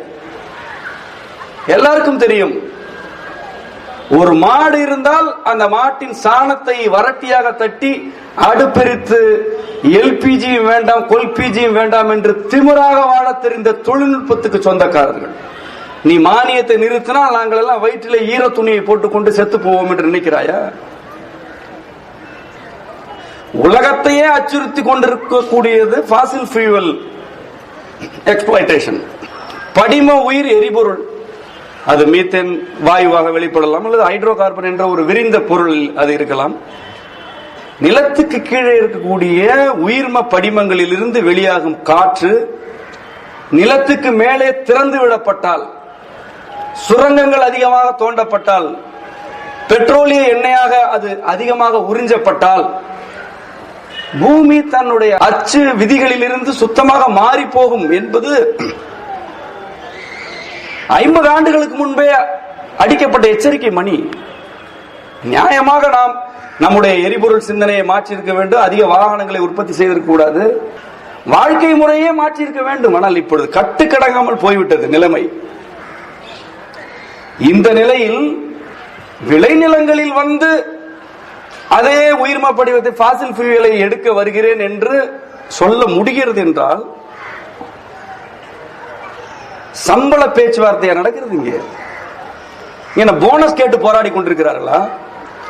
உயிர் வாழ்வதற்கான ஆதாரமே அசைந்து கொண்டிருக்கிறது என்ற அச்சத்தில் இந்த சமூகம் கதறுகிறது. இதற்கு மேல் என்ன எதிர்பார்க்கிறீர்கள்? அரிசி விலை உயர்ந்து விட்டது என்ற போராட்டமா நீ பேச்சுவார்த்தை நடத்துவதற்கு? ஏதாவது ஊழல் குற்றச்சாட்டா? இல்லை. இந்த பூமியுடைய இயக்கமே பாழ்பட்டு கொண்டிருக்கிறது. நீ மேலும் மேலும் சுரங்கங்களை தோண்டாதே. இதற்கு மேல் எப்படி கதறுவது? இதற்கு மேல் எப்படி அழுவது? இன்னும் என்ன செய்தால் நீங்கள் திரும்பி பார்ப்பீர்கள்? ஒரு புயல், ஒரு மழை ஆண்டுக்கு ஒரு முறை வரும் பொழுது அதனுடைய தாக்கம் நினைவுகளில் நீங்கா இடம் பெற்றுக் கொண்டிருக்கிறது. நண்பர்களே, ஒரே ஒரு நிலநடுக்கத்தை இந்த சமூகம் தாங்குமா? மழையை தாங்கலாம், புயலை தாங்கலாம், நிலநடுக்கத்தை தாக்க முடியுமா? யாராவது சொல்லட்டும், இங்கே நிலநடுக்கம் வராது என்று சொல்லட்டுமே, அதிகாரப்பூர்வமாக அறிவிக்கட்டுமே. இந்த தமிழ்நாடு, குறிப்பாக சென்னை, இந்தியாவிலே மும்பை, பக்கத்தில் இருக்கக்கூடிய பங்களாதேஷ், அந்தமான், இந்த பகுதிகள் எல்லாம் எவ்வளவு மோசமாக சீர்கட போகின்றன என்பதை பற்றி பக்கம் பக்கமான ஆய்வறிக்கைகள், பக்கம் பக்கமான ப்ரொஜெக்ஷன்ஸ். இவ்வளவு எச்சரிக்கைகள் வெறும் பேப்பர்களில் அல்ல, நடைமுறையிலும் இவ்வளவு ஆபத்துகள் நம்மை சூழ்ந்து கொண்டிருக்கும் இந்த தருணத்திலும் நாம் நியாயமாக என்ன செய்ய வேண்டும் என்றால், நம்முடைய குடியிருப்புகளை எல்லாம் காலி செய்துவிட்டு அவரவரும் பாதுகாப்பான இடங்களை நோக்கி குடியேறும் செயல் திட்டத்தை இப்பொழுது வகுக்க வேண்டும் என்பது என்னுடைய கருத்து. அமெரிக்காவுக்கு பக்கத்தில் இருக்கக்கூடிய சில தீவுகள் வேறு தீவுகளில் போய் இடமே வாங்கிவிட்டார்கள். இந்த எச்சரிக்கை வந்த பிறகு வேறு தீவுகளில் இடமே வாங்கி அந்த அரசாங்கமே இடம் வாங்குகிறது. மைக்ரேஷன் வித் டிக்னிட்டி என்று சொல்கிறார்கள். கண்ணியமாக இடம்பெயர்தல். ஏனென்றால் அகதியாக இடம்பெயர்ந்தால் எல்லைகளை மூடி அடிக்கிறார்கள். கிளைமேட் ரெஃப்யூஜிஸ் என்ற வார்த்தையை இப்பொழுது தெரிந்து கொள்ளுங்கள். பருவநிலை அகதிகள் என்ற வகைப்பிரிவு இந்த பூமியில் இருப்பதையாவது புரிந்து கொள்ளுங்கள். போய் அடித்து பாருங்கள், கூகுள் அடிங்க, கிளைமேட் ரெஃப்யூஜிஸ். இந்த பூமி எங்கும் இயற்கை சீற்றங்களால் தங்களுடைய வாழ்விடங்களை விட்டு இடம்பெயரக்கூடிய மனிதர்களுடைய எண்ணிக்கை ஒவ்வொரு நாளும் உயர்ந்து கொண்டிருக்கிறது. வாட்டர் வார் மெக்சிகோவில் நடந்தது. குடிநீருக்காக மனிதர்கள் ஒருவரோடு ஒருவர் போரிட்டுக் கொண்டார்கள். அமெரிக்க அரசாங்கம் பருவநிலை மாற்றங்களை மேட்டர் ஆஃப் செக்யூரிட்டி கன்சர்ன் என்றுதான் சொல்கிறது. இது செக்யூரிட்டி இஷ்யூ. ஏன் இது பாதுகாப்பு சிக்கல் என்றால், பருவநிலை மாற்றங்களின் போது மனிதர்களுக்கு தேவையான குடிநீர் கிடைக்காது, உணவு கிடைக்காது, வாழ்வாதாரங்கள் சீரழிக்கப்படும். அப்படியெல்லாம் நடந்தால் மனிதர்கள் ஒருவரோடு ஒருவர் சண்டை போட்டுக் கொள்வார்கள். ராணுவ நடவடிக்கைகளின் வழியாகத்தான் அவர்களை கட்டுப்படுத்த முடியும் என்று சொல்வது நவீன மேதைகளுடைய தலைமையகம். அது மேட்டர் ஆஃப் செக்யூரிட்டி, தெரியுமா? சுற்றுச்சூழல்வாதிகள் என்ற பெயரிலே தெரியும். உங்களுடைய வார்த்தையில் சொல்ல போனால் மூடர்கள், பிற்போக்குவாதிகளுடைய வார்த்தை அல்ல இது, மெத்த படித்தவர்களுடைய வார்த்தை. இது மேட்டர், இது பாதுகாப்பு பிரச்சனை. ஐரோப்பா முழுவதும் பருவநிலை மாற்றங்களால் ஏற்படக்கூடிய அகதிகள் சிக்கல் அன்றாடம் அதிகரித்துக் கொண்டிருக்கிறது. குடிநீர் இல்லை என்பதற்காக 1,00,000 பேர் ஒரு இடத்திலிருந்து இன்னொரு இடத்துக்கு செல்வது, சென்று சேரும் இடத்தில் வாழக்கூடிய மனிதர்களுக்கும் இவர்களுக்கும் முரண்பாடுகள் ஏற்படுவது, ஒரிசாவிலும் பீகாரிலும் வறட்சி ஏற்படும் தருணங்களில் எல்லாம் இங்கே வந்து குவியக்கூடிய தொழிலாளர்களின் எண்ணிக்கையை நீங்கள் மிகவும் அலட்சியமாக பார்த்துக் கொண்டிருந்தால் யார் காப்பாற்றுவது? ஏன் வருகிறார்கள்? நாகாலாந்து, மிசோரம், மணிப்பூர், திரிபுரா போன்ற பகுதிகளில் ராணுவத்திற்காக சாலை அமைக்கும் திட்டம், பார்டர் ரோட்ஸ் என்று சொல்வார்கள், ராணுவத்திலே அது ஒரு பிரிவு. இந்த ராணுவத்திற்காக சாலை அமைக்கும் திட்டங்களில் வேலை செய்வதற்காக ஆயிரக்கணக்கான கூலி தொழிலாளர்கள் தேவைப்படுகிறார்கள். இந்த கூலி தொழிலாளர்களில் பெரும்பகுதியினர் பீகாரிலிருந்து அந்த காடுகளுக்கு போகிறார்கள். பீகாரில் இருந்து போகிறார்கள். நாகாலாந்தில் கிடைக்கவில்லை ஆள், அஸ்ஸாமில் கிடைக்கவில்லை, மேற்கு வங்கத்தில் கூட கிடைக்கவில்லை, பீகாரில் இருந்து போகிறார். ஒரு நாளைக்கு 100 ரூபாய் சம்பளத்திற்கு அந்த காடுகளுக்குள்ள நீங்கள் ஒரு நாள் தங்க முடியாது. மழை என்றால் பேய் மழை பெய்யும், குளிர் என்றால் எலும்புகளை உடைக்கும் அளவுக்கு குளிரும். அந்த காடுகளில் 100 ரூபாய் சம்பளத்திற்கு வேலை செய்யும் பீகாரிகள் செல்கிறார்கள் என்றால் பொழுதுபோக்குவதற்கு செல்லவில்லை, காடுகளை சுற்றி பார்த்துவிட்டு திரும்புவதற்காக போகவில்லை. பீகாரிலே பருவநிலை அப்படி இருக்கிறது. விவசாயம் கிடையாது. நிலத்தடி நீர் இல்லாத அல்லது நிலத்தடி நீர் குறைவான பகுதிகளில் தொழிற்சாலைகளும் இவன் அமைக்க மாட்டான். இவன் தாமிரபரணி போன்ற வளமான பகுதியில் தொழிற்சாலை அமைப்பான், பூண்டி நீர்த்தேக்கத்துக்கு பக்கத்தில் அமைப்பான், மேட்டூரை சுற்றி அமைப்பான். ராமநாதபுரத்தில் அமைக்க மாட்டான். ராமநாதபுரத்தில் அமைத்தாலும் அங்கு இருக்கக்கூடிய உப்பு நீரை பயன்படுத்தும் தொழில்நுட்பத்தை கையில் எடுத்துக்கொண்டு வந்து சேருவான். இந்த தொழிற்சாலை நடத்துபவர்கள் இயற்கை வளங்களை சுரண்டும் வேலையைத்தான் முதலில் செய்வார்கள். இயற்கை வளமே மிக குறைவான பீகார், ஒரிசா போன்ற பகுதிகளில் வாழக்கூடிய மனிதர்களுக்கு நல்ல உணவு கிடையாது, நீர் கிடையாது, காற்று கிடையாது, கையில் பணம் கிடையாது. அவர்கள் காடுகளில் போய் 100 ரூபாய் சம்பளத்துக்கு வேலை செய்வதை நேரடியாக பார்த்துவிட்டு வந்து சொல்கிறேன். இந்து பேப்பரில் எல்லாம் படிக்கவில்லை, நடுப்பக்க கட்டுரையை படித்துவிட்டு இங்கே காந்தி எடுப்பவன் அல்ல நான். அந்த சாலைகளுக்கு போய் அந்த சாலை பணியாளர்களோடு இருந்து விட்டு வந்து உங்களிடம் பேசுகிறேன். அவர்களுடைய சம்பளம் என்ன, அவர்கள் எப்படி ஏற்றி வரப்படுகிறார்கள் வாகனங்களில் என்பது உள்ளிட்ட தகவல்களை நேரடியாக உரையாடி விட்டு வந்து பேசுகிறேன். இவர்கள் தான் கிளைமேட் ரெஃப்யூஜிஸ். இவர்கள் எல்லாம் கிளைமேட் ரெஃப்யூஜிஸ் என்று அமெரிக்கா ஒத்துக்கொள்ளும். இந்தியாவிலே இதை ஒத்துக்கொள்வார்களா? இதை ஒத்துக்கொள்வார்களா? இவர்களெல்லாம் பருவநிலை அகதிகள் என்று. ராமநாதபுரத்தில் குடிநீர் தட்டுப்பாடு உள்ள பெரும்பாலான பகுதிகளில் 18 வயதிலிருந்து 30 வயது வரை வாழக்கூடிய இளைஞர்களின் எண்ணிக்கையை இந்த அரசாங்கம் அறிவிக்குமா? எத்தனை இளைஞர்கள் அந்த மாவட்டத்தில் வாழ்கிறார்கள் சொல்லட்டுமே, ஒரு கணக்கு சொல்ல. 16 வயது 18 வயது ஆனால் ராமநாதபுரத்தில் இருக்கக்கூடிய இளைஞர்கள் வேறு மாவட்டத்திற்கு பிழைப்பு தேடி போகிறார்களே, அவர்கள் பருவநிலை அகதிகள் தான். ஏன் உள்ளூரில் அவர்களுக்கு வேலை கிடைக்கவில்லை? ஏனென்றால் மாடு வளர்ப்பதற்கு அங்கு புல் கிடையாது, விவசாயம் செய்வதற்கு அங்கே தண்ணீர் கிடையாது, குடிப்பதற்கே தண்ணீர் கிடையாது. இளைஞர்கள் எல்லாம் வெளியிலே வேலைக்கு போகிறார்கள், வெளிநாட்டுக்கு போகிறார்கள், சென்னைக்கு வருகிறார்கள், மும்பைக்கு போகிறார்கள். முதியவர்களும் சிறுவர்களும் தான் இது போன்ற மாவட்டங்களிலே அதிக எண்ணிக்கையில் வாழ்கிறார்கள். இவர்கள் எல்லாம் பருவநிலை அகதிகள் தான். நாகப்பட்டினத்தில் அதிர்ச்சியில் நெஞ்சு வெடித்து செத்து போனவர்கள், தற்கொலை செய்து கொண்டவர்கள் பருவநிலையால் செத்து போனவர்கள் தான். ஒத்துக்கொள்வோமா? மாடுகளுக்கு தீவனம் இல்லாமல் மாடு வளர்ப்பில் இருந்து விலகி ஓடக்கூடிய மனிதர்கள் பருவநிலையின் காரணமாக தொழில் வாய்ப்புகளை இழக்கும் அகதிகள் தான். வெறும் பஞ்சு மூட்டையை தண்ணீரில் நனைத்து ஊட்டிக் கொண்டு இருப்பவர்கள் எல்லாம் பருவநிலை அகதிகள் தான். இந்த சென்னையின் தென்மேற்கு பகுதிகள், பள்ளிக்கரணைக்கு தென்மேற்கு பகுதிகள், நேற்று தற்செயலாக அந்த வழியாக வந்த பொழுது அங்கே அவ்வளவு நீர்நிலைகள் இருந்ததையும் அவற்றில் பெரும்பகுதி அழிக்கப்பட்டதையும் நான் பார்த்தேன். நீங்கள் அன்றாடம் பார்த்துக் கொண்டிருக்கலாம். நான் உங்கள் எல்லோருடைய மனசாட்சியின் குரலாக ஒரு கேள்வியை கேட்கிறேன். அங்கே வாழ்ந்து கொண்டிருந்த அந்த மண்ணின் பூர்வ குடிகள் எல்லாம் இப்பொழுது எங்கே இருக்கிறார்கள் என்று யாராவது சிந்தித்தது உண்டா? அவர்கள் எல்லாம் என்ன போயஸ் தோட்டத்திலும் அல்லது போட்டோ சாலையிலும் மாளிகை கட்டி கொண்டு வாழ்கிறார்களா? எங்கே போனார்கள் அங்கே விவசாயம் செய்த விவசாயிகள்? சில கட்டுமான நிறுவனங்களிடம் உங்களுடைய வாழ்வாதாரத்தையே அடகு வைத்து நீங்கள் வாங்கி வைத்திருக்கக்கூடிய அட்டைப்பெட்டி வீடுகளை ஒரு காலத்தில் உழவு செய்து மாடு வளர்த்து ஆடு வளர்த்து பராமரித்து அந்த நிலத்தின் இயற்கை சூழலை பாதுகாத்த அந்த மண்ணின் பூர்வ குடிகள் இப்பொழுது எங்கே இருக்கிறார்கள்? கூவம் நதிக்கரையிலும் அடையாற்றின் குடிசை பகுதியிலும் வாழும் மனிதர்களோடு நீங்கள் பேசியது உண்டா? இந்த சென்னையில் 50 ரூபாய்க்கு பாலியல் தொழில் செய்யும் பெண்களோடு நீங்கள் பேசியது உண்டா?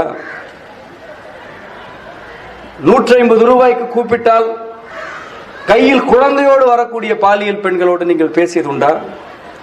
நான் பேசிவிட்டு உங்களிடம் பேசுகிறேன். நான் பத்திரிகையில் பணியாற்றிய பொழுது இது போன்ற பெண்களிடமெல்லாம் பேசிவிட்டு, இந்த பெண்கள் யார், இந்த சாலை ஓரங்களில் படுத்து கிடப்பவர்கள் யார், கூவக்கரையில் குடிசை போட்டு வாழ்ந்து கொண்டிருப்பவர்கள் யார் என்ற தகவலை நேரடியாக பேசிவிட்டு உங்களிடம் சொல்கிறேன். உங்களுக்கு சந்தேகம் இருந்தால் நேரடியாக போய் கேளுங்களேன். எங்கிருந்து இறக்குமதியானவர்கள்? ஏன் அந்த தொழில் செய்கிறார்கள்? சொந்தமாக நிலம் வைத்து விவசாயம் செய்தவர்களின் பிள்ளைகள் அவர்கள், மறந்து விடாதீர்கள். காலகாலமாக கூவக்கரையில் வாழ்ந்து கொண்டிருக்கக்கூடிய சமூகம் அல்லது, காலகாலமாக இந்த தொழில் செய்யக்கூடிய சமூகம் அல்லது, சொந்தமாக ஏதோ ஒரு ஊரில் விவசாயம் செய்துவிட்டு ஏதோ சில காரணங்களால் நிலத்தை விட்டு வெளியேற்றப்பட்டவர்கள் அல்லது வெளியேறியவர்கள், கையில் குழந்தையை வைத்து பிச்சை எடுக்கக்கூடிய பழங்குடிகளை பார்த்தால் நமக்கு கோபம் வரலாம். ஆனால் எந்த பழங்குடி தன்னுடைய குழந்தையை காட்டி பிச்சை எடுக்கிறது? அது காட்டில் வாழும் வரை. சாலை ஓரத்தில் இருக்கும் குரங்கு நீங்கள் வீசும் ரொட்டி துண்டுக்கு ஆசைப்படலாம். காட்டின் நடுவே வாழக்கூடிய குரங்கு உங்களை விரட்டும், உங்களிடம் கையேந்தி விட்டு பல்லிழிக்காது. காட்டில் வாழும் குரங்கு எவ்வளவு பாதுகாப்பாக இருக்கிறதோ, காட்டில் வாழும் அணில் எவ்வளவு பாதுகாப்பாக இருக்கிறதோ, காட்டில் வாழக்கூடிய கழுதை புலி எவ்வளவு நிம்மதியாக இருக்கிறதோ, அப்படி காட்டில் வாழும், சொந்த நிலத்தில் வாழும் ஒவ்வொரு மனிதரும் நிம்மதியாக இருக்கிறார். சாலையோரத்தில் பிச்சை எடுக்கும் குரங்குகளுக்கும், கோயில்களில் பிச்சை எடுக்கும் யானைகளுக்கும், மாநகரங்களில் சிக்னல்களில் பிச்சை எடுக்கும் பழங்குடிகளுக்கும் வேறுபாடு இல்லை. உங்களுக்கு அருவருப்பு நேரலாம். அவர்களை எல்லாம் நீங்கள் மூடர்கள் என்று சொல்லலாம், அல்லது அவர்கள் மீது நீங்கள் பரிதாபம் கொள்ளலாம். ஆனால் அவர்களுடைய நிலங்களை பிடுங்கியவர்கள் யார் என்று நான் கேட்கிறேன். அந்த நிலங்களில் இப்பொழுது வீடு கட்டியவர்கள் யார்? அந்த நிலங்களில் தொழிற்சாலை கட்டியவர்கள் யார்? அந்த தொழிற்சாலையில் வேலை செய்து லட்சக்கணக்கில் சம்பாதிப்பவர்கள் யார்? இதெல்லாம் பருவநிலை மாற்றத்தின், இயற்கை சூழல் சிதைவின் விளைவாக உருவாகி இருக்கக்கூடிய அகதிகளின் பட்டியல். பருவநிலை மாற்றம் என்றால் ஏதோ அண்டார்டிகாவில் ஐஸ் உருவதை பற்றி நாம் உட்கார்ந்து ஆன்லைனில் படிப்பது, யூடியூபில் வீடியோ பார்ப்பது என்ற பொழுதுபோக்கு கேலி அல்ல. பக்கத்தில் உட்கார்ந்திருக்கக்கூடிய மனிதனுடைய நுரையீரல் எவ்வளவு மோசமாக பாதிக்கப்பட்டிருக்கிறது, நம்முடைய சிறுநீரகம், நம்முடைய கல்லீரல் எவ்வளவு மோசமாக வஞ்சிக்கப்பட்டிருக்கிறது, நம்மோடு வாழ்ந்து கொண்டிருந்த நம்முடைய சமூகத்தினர் எவ்வளவு இழிவாக நடத்தப்படுகிறார்கள் என்றெல்லாம் சிந்திக்கும், உண்மையை தேடும் பயணம்தான் பருவநிலை மாற்றம் பற்றிய தகவல். யாரை பற்றியோ எழுதப்படும் தர்க்க அறிக்கைகள் அல்ல இவை. நமது வாழ்வை பற்றிய தலையெழுத்துகள் இவை. நமது எதிர்காலம். இன்னும் 15 ஆண்டுகள் கழித்து, இப்போது இருக்கக்கூடிய குழந்தைகள் இன்னும் 15 ஆண்டுகள் கழித்து இதே போல பாதுகாப்பாக பள்ளிக்கு சென்று விட்டு பாதுகாப்பாக வந்து ஏதாவது ஒரு தொழில்துறையை தேர்ந்தெடுத்து வேலைக்கு செய்வார்கள் என்று உங்களில் யாராவது நம்பினால், உங்களுடைய நம்பிக்கையெல்லாம் நான் கெடுக்க விரும்பவில்லை. தயவு செய்து இந்த புவியின் சூழலில் உருவாகி கொண்டிருக்கும் மாற்றங்களை சொந்தமாக, சொந்த புத்தியை பயன்படுத்தி படித்து பாருங்கள். எதிர்காலத்தில் வேலையில்லா திண்டாட்டம் அதிகரிக்கும் என்பதை பற்றி நான் பேசவில்லை. எதிர்காலத்தில் நீரில்லா திண்டாட்டம், வீடில்லா திண்டாட்டம், நிலமில்லா திண்டாட்டம் அதிகரிக்கும் என்பதை பற்றி பேசுகிறேன். தயவு செய்து படித்து பாருங்கள். எவ்வளவு அலறுகிறார்கள், எவ்வளவு கதறுகிறார்கள். கிட்டத்தட்ட 35-40 ஆண்டுகளுக்கு முன்பு சுற்றுச்சூழலை பற்றி தமிழ்நாட்டிலே பலர் பேசினார்கள். மரம் நடுவதன் அவசியத்தை பற்றி பேசினார்கள். மரங்களை வெட்டக்கூடாது என்பதை பற்றி பேசினார்கள்.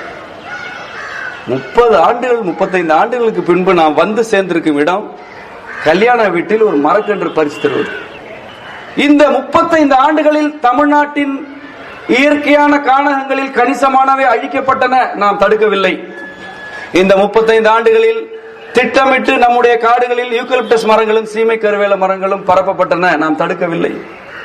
இந்த 35 ஆண்டுகளில் நம்முடைய ஆறுகள் வறண்டு போயின, நொய்யல் ஆறு அழிந்து போனது, காவிரியின் கிளை நதிகள் வறண்டு போயின, வைகை ஆறு இருந்த இடம் தெரியாமல் தடம் தெரியாமல் போனது, பாலாறு மணல் கொள்ளைக்கு ஆட்பட்டு பலியானது, கொள்ளிடம் சேறு சகதி வெளியே வரும் அளவுக்கு மணல் எடுக்கப்பட்டிருக்கிறது, கண்டுகொள்ளவில்லை. மதுரையை சுற்றி இருந்த மலைகள், கிருஷ்ணகிரி தருமபுரி மாவட்டத்தை சுற்றி இருக்கின்ற மலைகள், கண்ணெதிரே வெட்டப்படுகின்றன. கண்ணெதிரே. அரியலூர் பக்கம் போனால், அரியலூருக்கும் பெரம்பலூருக்கும் இடையிலே பயணம் செய்தால் சிமெண்ட் தொழிற்சாலையுடைய நச்சு புகையை சுவாசிக்காமல் நீங்கள் பயணம் செய்ய முடியாது. இடதுபுறம் அரியலூரில் இருந்து பெரம்பலூர் வரும்பொழுது இடதுபுறம் திரும்பி பார்த்தால் மலைகளில் எல்லாம் கனரக இயந்திரங்கள் அந்த மலைகளை வெட்டுவதை நீங்கள் நேரடியாக பார்க்கலாம். இவ்வளவு மலைகள் அழிக்கப்படுகின்றன, இவ்வளவு ஆறுகள் சுரண்டப்படுகின்றன, இவ்வளவு காடுகள் அழிக்கப்பட்டன, நாட்டு மீன் இனங்கள் அழிக்கப்பட்டன, நாட்டு மாட்டு இனங்கள் அழிக்கப்பட்டன, ஆட்டு இனங்கள் அழிக்கப்பட்டன, கோழி இனங்கள் கொலை செய்யப்பட்டன, நாட்டு கோழி முட்டையே கிடைக்காத நிலை உருவாக்கப்பட்டது. பெரியவர்கள் குழந்தைகளுடைய நோயாளிகளுடைய எண்ணிக்கை மிக மிக மிக அதிகமானது. வறட்சி அதிகமானது, வெள்ளம் அதிகமானது, புயல் அதிகமானது. 35 ஆண்டுகளில் இவ்வளவு நடந்த பிறகு நான் வந்து சேர்ந்திருக்கேன் கல்யாண வீட்டில் மரக்கன்று கொடுப்பது. மரக்கன்று கொடுத்தால், மரங்களை எல்லாம் வைத்து விட்டால் இந்த பூமி அப்படியே குளிர்ந்து எல்லா செயல்பாடுகளையும் நிறுத்திவிடுமா? நீங்கள் இப்பொழுது நடும் மரம் வளர்ந்து கிளை பறிப்பதற்கு முன்பு அதனுடைய வேர்களை பறிப்பதற்கான காற்று அனுப்பப்படும். உங்களுடைய மரங்களை நம்பி இந்த பூமி வாழவில்லை. நீங்கள் நடவு செய்யும் மரக்கன்றுகளை நம்பி இங்கு காற்று வீசவில்லை. செய்யும் பாவங்களை குறைத்துக் கொள்வதை தவிர வேறு வழி இல்லை. ஒரு தொழிற்சாலையை நாம் நிராகரித்திருக்கிறோமா? ஒரே ஒரு தொழிற்சாலை. ஆயிரக்கணக்கான தொழிற்சாலைகள் புதிதாக துவங்கப்பட்டிருக்கின்றன. ஒரு தொழிற்சாலையை நாம் வேண்டாம் என்று சொன்னது உண்டா? என்ன தார்மீக அடிப்படையிலான உரிமை இந்த பூமியின் மீது நமக்கு என்ன இருக்கிறது? வேலை வாய்ப்பு பெருகும். 4000 பேருக்கு வேலை வாய்ப்பு கிடைக்கும், 7000 பேருக்கு வேலை. இதற்கு முன் வந்த 4000 பேரும் 7000 பேரும் ரிலையன்ஸ் அம்பானி வீட்டு வாசலில் பிச்சை எடுத்தார்களா அல்லது அவர்களுடைய செருப்பை துடைத்து விட்டு சாப்பாட்டு காத்திருந்தார்களா? 4000 பேர் அதற்கு முன்பு என்ன செய்து கொண்டிருந்தார்கள்? 4000 பேர் அதற்கு முன்பு மாடு மேய்த்துக் கொண்டிருந்தார்கள். 4000 பேரில் பலர் அதற்கு முன்பு விவசாயம் செய்து கொண்டிருந்தார்கள், விவசாய நிலங்களிலே வேலை செய்தார்கள், பானை செய்து கொண்டிருந்தார்கள், தச்சு தொழில் செய்தார்கள், நெசவு தொழில் செய்தார்கள். எவரும் விட்டத்தை பார்த்துக் கொண்டு படுத்துக்கொண்டு இலவச அரிசிக்காக காத்திருக்கவில்லை. ரேஷன் கார்டு வாங்குவதற்கு தேவையே இல்லை, எனக்கு ரேஷன் கார்டே தேவையில்லை என்று சொன்ன சமூகம் இது. ஒரு முத்துச்சோளம் 10 கிலோ இருந்தால் மறு அறுவடை வரை காலை உணவுக்கு கவலைப்பட வேண்டியதில்லை என்ற உணவு செழிப்பில் வாழ்ந்த சமூகம் இது. வேலையில்லா திண்டாட்டத்தில் அலைந்தது யார்? செயற்கையான பொருட்களை உருவாக்குவது, செயற்கையாக தேவைகளை உருவாக்குவது, நகரங்களை புதிதாக உருவாக்குவது, இந்த நகரங்களில் குடியேறுவதுதான் உண்மையிலே கௌரவம் என்ற பொய்யை தொடர்ந்து பேசுவது, ஆங்கிலம் படிப்பது அல்லது அது போன்ற பள்ளிக்கூடங்களில் படிக்க வைப்பதுதான் கௌரவம் என்றெல்லாம் பேசுவது. இப்படி இந்த சமூகத்தின் மீது செயற்கையான மதிப்பீடுகளை உருவாக்கி, இந்த செயற்கையான மதிப்பீடுகளை அடைவதற்கு உனக்கு பணம் வேண்டும் என்ற தேவையை உருவாக்கி, அந்த பணத்தை என் தொழிற்சாலையை தொடங்கி தருகிறேன் என்ற சூழலை உருவாக்கி இங்கே தொழிற்சாலைகள் துவங்கப்பட்டன. ஒரு கேள்வியை கேட்டிருப்போமா? இதோ தாமிரபரணியில் இருந்து இந்த கோகோ கோலாவும் பெப்சியும் நீர் எடுக்கலாம் என்று உத்தரவு வந்திருக்கிறது. இன்றைக்கு குமுறுகிறோம். ஆனால் என்றைக்கு குமுறி இருக்க வேண்டும்? என்றைக்கு குமுறி இருக்க வேண்டும்? தாமிரபரணி ஆற்றின் கரையில் ஒரு சாய தொழிற்சாலை அமைக்கப்படும் போதே குமுறி இருக்க வேண்டும். இன்றைக்கும் நாம் அதற்கு எதிராக குமுறவில்லை. பன்னாட்டு நிறுவனம் என்பதற்காக கூடுதலாக குமுறுகிறோம். உள்நாட்டு நிறுவனமாக இருந்தாலும் பன்னாட்டு நிறுவனமாக இருந்தாலும் ஆற்றின் கரையில் உனக்கு என்ன வேலை என்று கேட்டிருந்தால் அந்த ஆறு ஓடிக்கொண்டிருக்கும். திருநெல்வேலிக்கும் அம்பாசமுத்திரத்துக்கும் இடைப்பட்ட பகுதிகளில் சீமை கருவேல மரங்கள் படர்ந்திருப்பதையும், அங்கே இருந்த விவசாய நிலங்கள் எல்லாம் கைவிடப்பட்டிருப்பதையும்,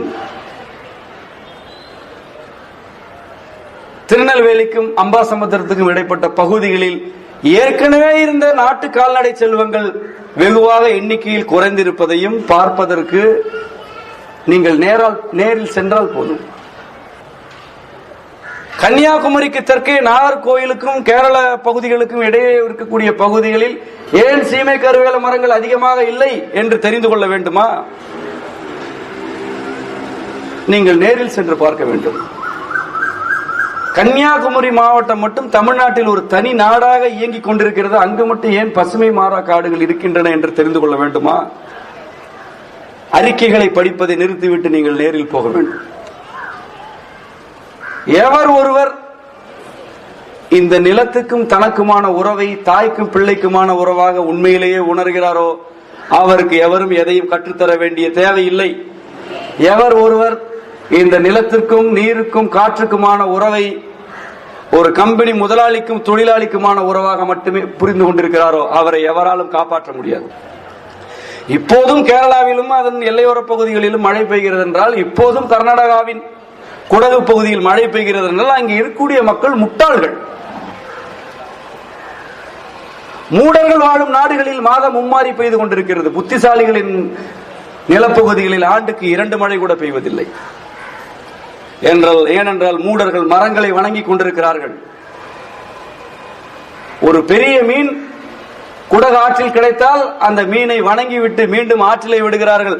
அந்த மீன் தங்களுடைய வாழ்வாதாரத்தின் தெய்வம் என்றும் அவர்கள் சொல்கிறார்கள். இந்த மீன் தான் இனப்பெருக்கத்திற்கான ஆதாரம் என்ற பல்லுயிர் பெருக்க சிந்தனையும் அவர்கள் வைக்கிறார்கள். அங்கே இருக்கிறது மீன். மேகதாட்டு அணைக்கட்டு பகுதி வனப்பகுதிகளுக்கு நீங்கள் சென்றால், மேகதாட்டுக்கு அருகே இருக்கக்கூடிய தெப்பக்குழி என்ற மலை உச்சியில் காவிரி ஓடும் அந்த பகுதிக்கு சென்றால், தெப்பக்குழிக்கு மேகதாட்டுக்கு இடைப்பட்ட காடுகளுக்கு சென்றால், ஆடுகளைப் போல மான் கூட்டம் மேய்வதை நேரில் பார்க்கலாம். இன்னும் மேகதாட்டு அணைக்கட்டு பகுதியை நெருங்கி பார்த்தால் ஆயிரக்கணக்கான பட்டாம்பூச்சிகளை ஓரிடத்தில் பார்க்க முடியும். ஏன் அங்கே அவ்வளவு உயிரினங்கள் இருக்கின்றன?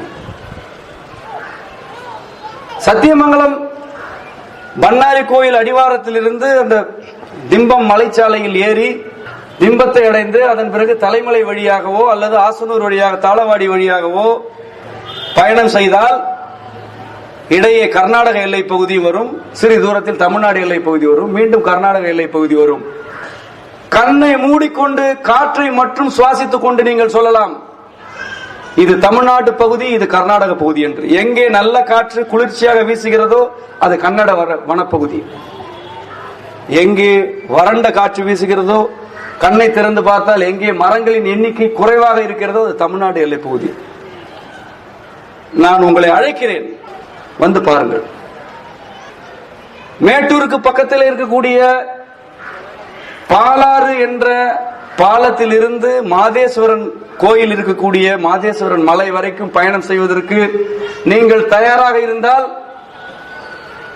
அந்த மலைப்பகுதியில் வாழும் கிராமத்து மனிதர்கள் அந்த காடுகளை எப்படி பாதுகாக்கிறார்கள் என்பதை நீங்கள் நேரடியாக பார்க்கலாம். ஒகேனக்கலை சுற்றி இருக்கக்கூடிய நாகரிக வளர்ச்சி அடைந்த மனிதர்களுடைய நிலப்பகுதிகளில் காடுகள் எப்படி இருக்கின்றன என்று நேரடியாக போய் பாருங்கள். பழங்குடிகளும் கிராமத்து மனிதர்களும் வாழும் பகுதியில் இருக்கக்கூடிய காடுகள் மட்டும் ஏன் பசுமை மாறாமல் இருக்கின்றன? ஏன் படித்தவர்களும் நவீன சிந்தனையாளர்களும் வாழக்கூடிய பகுதிகளில் மட்டும் காடுகள் அழிந்து கொண்டிருக்கின்றன என்ற கேள்விக்கு எனக்கு விடை தெரியும். எப்பொழுதும் இயற்கை அன்னைக்கு மூடர்களை பிடிக்கும். தன்னை சுரண்டாதவனை ஒரு தாய் நேசிப்பாள். மகன் என்ற பாசத்தை காட்டி தன்னுடைய உழைப்பை, தன்னுடைய செல்வத்தை, தன்னுடைய நேசத்தை சுரண்டும் எந்த மகனையும் தாய் மனதார நேசிக்க மாட்டாள். இந்த நவீன சமூகம் தன்னுடைய கல்வி அறிவை கொண்டு, தன்னுடைய நவீன பகுத்தறிவை கொண்டு அன்னையாகி இந்த பூமியை வரம்பற்ற வகையில் சுரண்டி கொண்டிருக்கிறது. ஆனால் இந்த நவீனத்தின் சிந்தனைக்கு ஆட்படாதவர்கள், பழங்குடிகள், கிராமத்து மனிதர்கள் இப்பொழுதும் ஒரு மலையை கண்டால் வணங்குகிறார்கள். ஆனைமலை உச்சியில் கோயில் இல்லை என்றால் அந்த மலை இந்நேரம் கிரானைட் குவாரிகளுக்கு சொந்தமாக இருக்கும். தமிழ்நாட்டின் பெரும்பாலான மலைகள் இப்பொழுதும் பாதுகாப்பாக இருக்கின்றன என்றால் அந்த மலைகளின் மீது ஏதோ ஒரு சிவன் கோயிலோ, முருகன் கோயிலோ, பெருமாள் கோயிலோ அல்லது ஒரு மாதா கோயிலோ இருக்கிறது என்பதுதான் காரணம். நிச்சயமாக நாம் பாதுகாக்கவில்லை, அங்கே இருக்கக்கூடிய தெய்வங்கள் அந்த மலைகளை பாதுகாக்கின்றன. மறுப்பவர்கள் உண்டா? அங்கே கோயில் இருக்கிறது என்ற காரணத்தால் இந்த மனிதர்கள் அந்த மலையை பாதுகாக்கிறார்கள், இல்லை என்றால் அதை விட்டு இருப்பார்கள். அதனால்தான் அதற்கு பெயர் தெய்வம். ஒவ்வொரு கிராமத்திலும் வரம்பற்று விரிந்து கிடக்கக்கூடிய சீமை, கருவேல, யூக்கலிப்டஸ் மர காடுகளுக்கு மத்தியிலே புளியஞ்சோலைகளும், புங்கஞ்சோலைகளும், மாஞ்சோலைகளும், இலுப்பை காடுகளும் ஒரு திட்டு போல் இருப்பதை நீங்கள் பார்க்கலாம். அந்த திட்டுக்கு நடுவிலே அந்த கிராம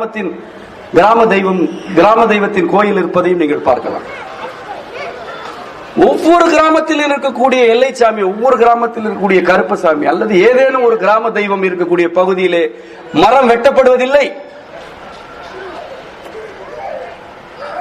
வெறும் கல், வெறும் சிலை, மனிதன் செய்தது, அதற்கு பின்னால் எதுவும் இல்லை என்று நீங்கள் எவ்வளவு வேண்டுமானாலும் பேசுங்கள், நீங்கள் எவ்வளவு அவமானங்களை வேண்டுமானாலும் அந்த கற்சிலைகளின் மீது சுமத்துங்கள்.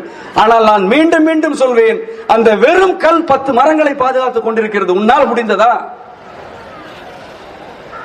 வெறும் கல், வெறும் மூட நம்பிக்கை ஒரு மலையை பாதுகாக்கிறது.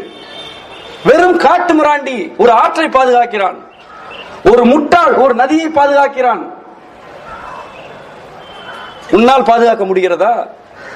தேவார மலைப்பகுதியிலே நியூட்ரினோ திட்டத்துக்காக சுரங்கம் தோண்ட வேண்டும் என்றால் அதை எதிர்ப்பதற்கு காரணம் வேண்டுமா?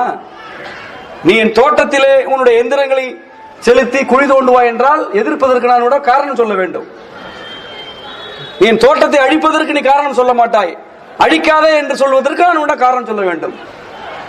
ஆனால் அந்த திட்டத்தால் எந்த பாதிப்பும் இல்லை என்று பிரச்சாரம் செய்தால் அதுக்கு பெரிய பெரிய நவீன சிந்தனை. எந்த திட்டத்தால் பாதிப்பு இருக்கிறது? அணு உலையால் பாதிப்பு இருக்கிறதா? இல்லை, கிடையாது. தொழிற்சாலைகளால் பாதிப்பு இருக்கிறதா? கிடையாது. கல்குவாரிகளால் பாதிப்பு இருக்கிறதா? கிடையாது. எதனாலுமே பாதிப்பு கிடையாது. பசுமை புரட்சியினால் பாதிப்பு இருக்கிறதா? கிடையாது. தடுப்பூசிகளால் பாதிப்பு இருக்கிறதா? கிடையாது. ஆங்கில மருத்துவத்தால் இருக்கிறதா? கிடையாது. எல்லாமே சுபிட்சமாக இருக்கிறது.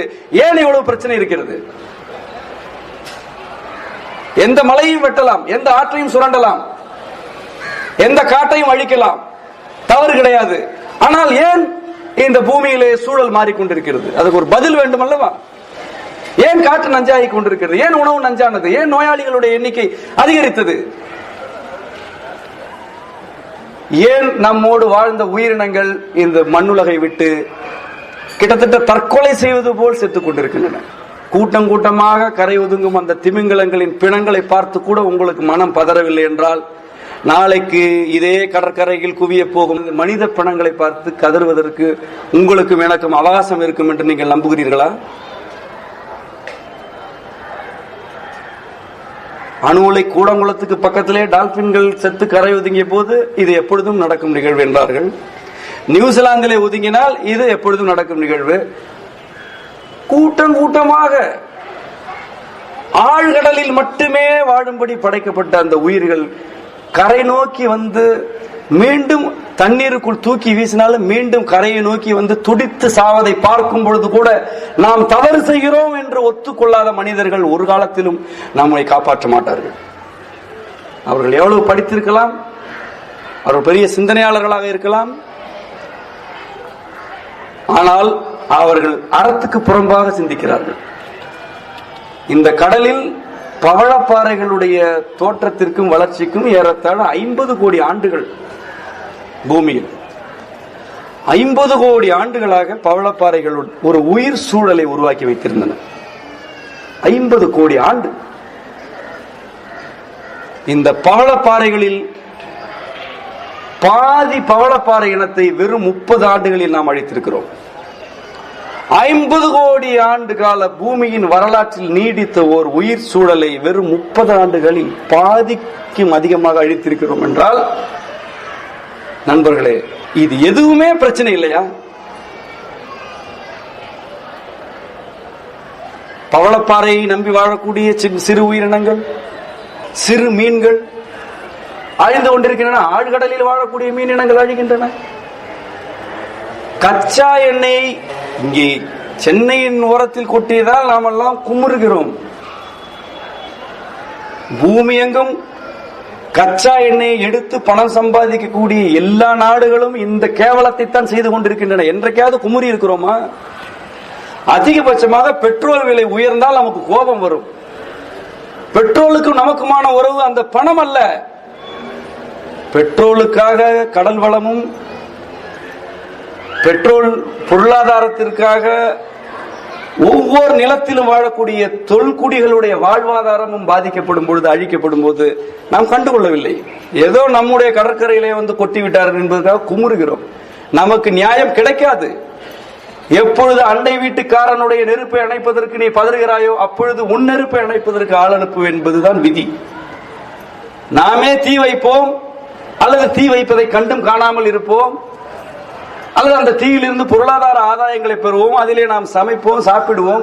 நம்முடைய சட்டை பையில் தீப்பற்றினால் மட்டும் குமுறுவோம் என்றால் மழையும் பெய்யாது, அணைப்பதற்கு ஆள் வர மாட்டார்கள். வாளியை கொண்டு தூக்கி கொண்டுதான் அலைய வேண்டும். நாம் நம்முடைய சூழலை, நம்முடைய சமூக நலனை குறைந்தபட்ச மனசாட்சியின் அடிப்படையிலாவது கவனித்திருக்கிறோமா என்று கேட்டால் நாம் கவனிக்க தவறிவிட்டோம் என்று நான் சொல்கிறேன். நாம் மீண்டும் மீண்டும் ஒரு சொல் கட்டமைப்புக்குள் சிக்கிக் கொண்டோம். இயற்கை ஆர்வலர், ஏதாவது ஊடகத்திலே என்னுடைய நேர்காணல் வரும்போது கூட என்ன போடுவது என்று அவர்களுக்கும் குழப்பம், என்ன சொல்வது என்று எனக்கும் தெரியாது. என்ன செய்கிறீர்கள் ஒவ்வொரு முறை ஒன்று சொல்லுவேன்.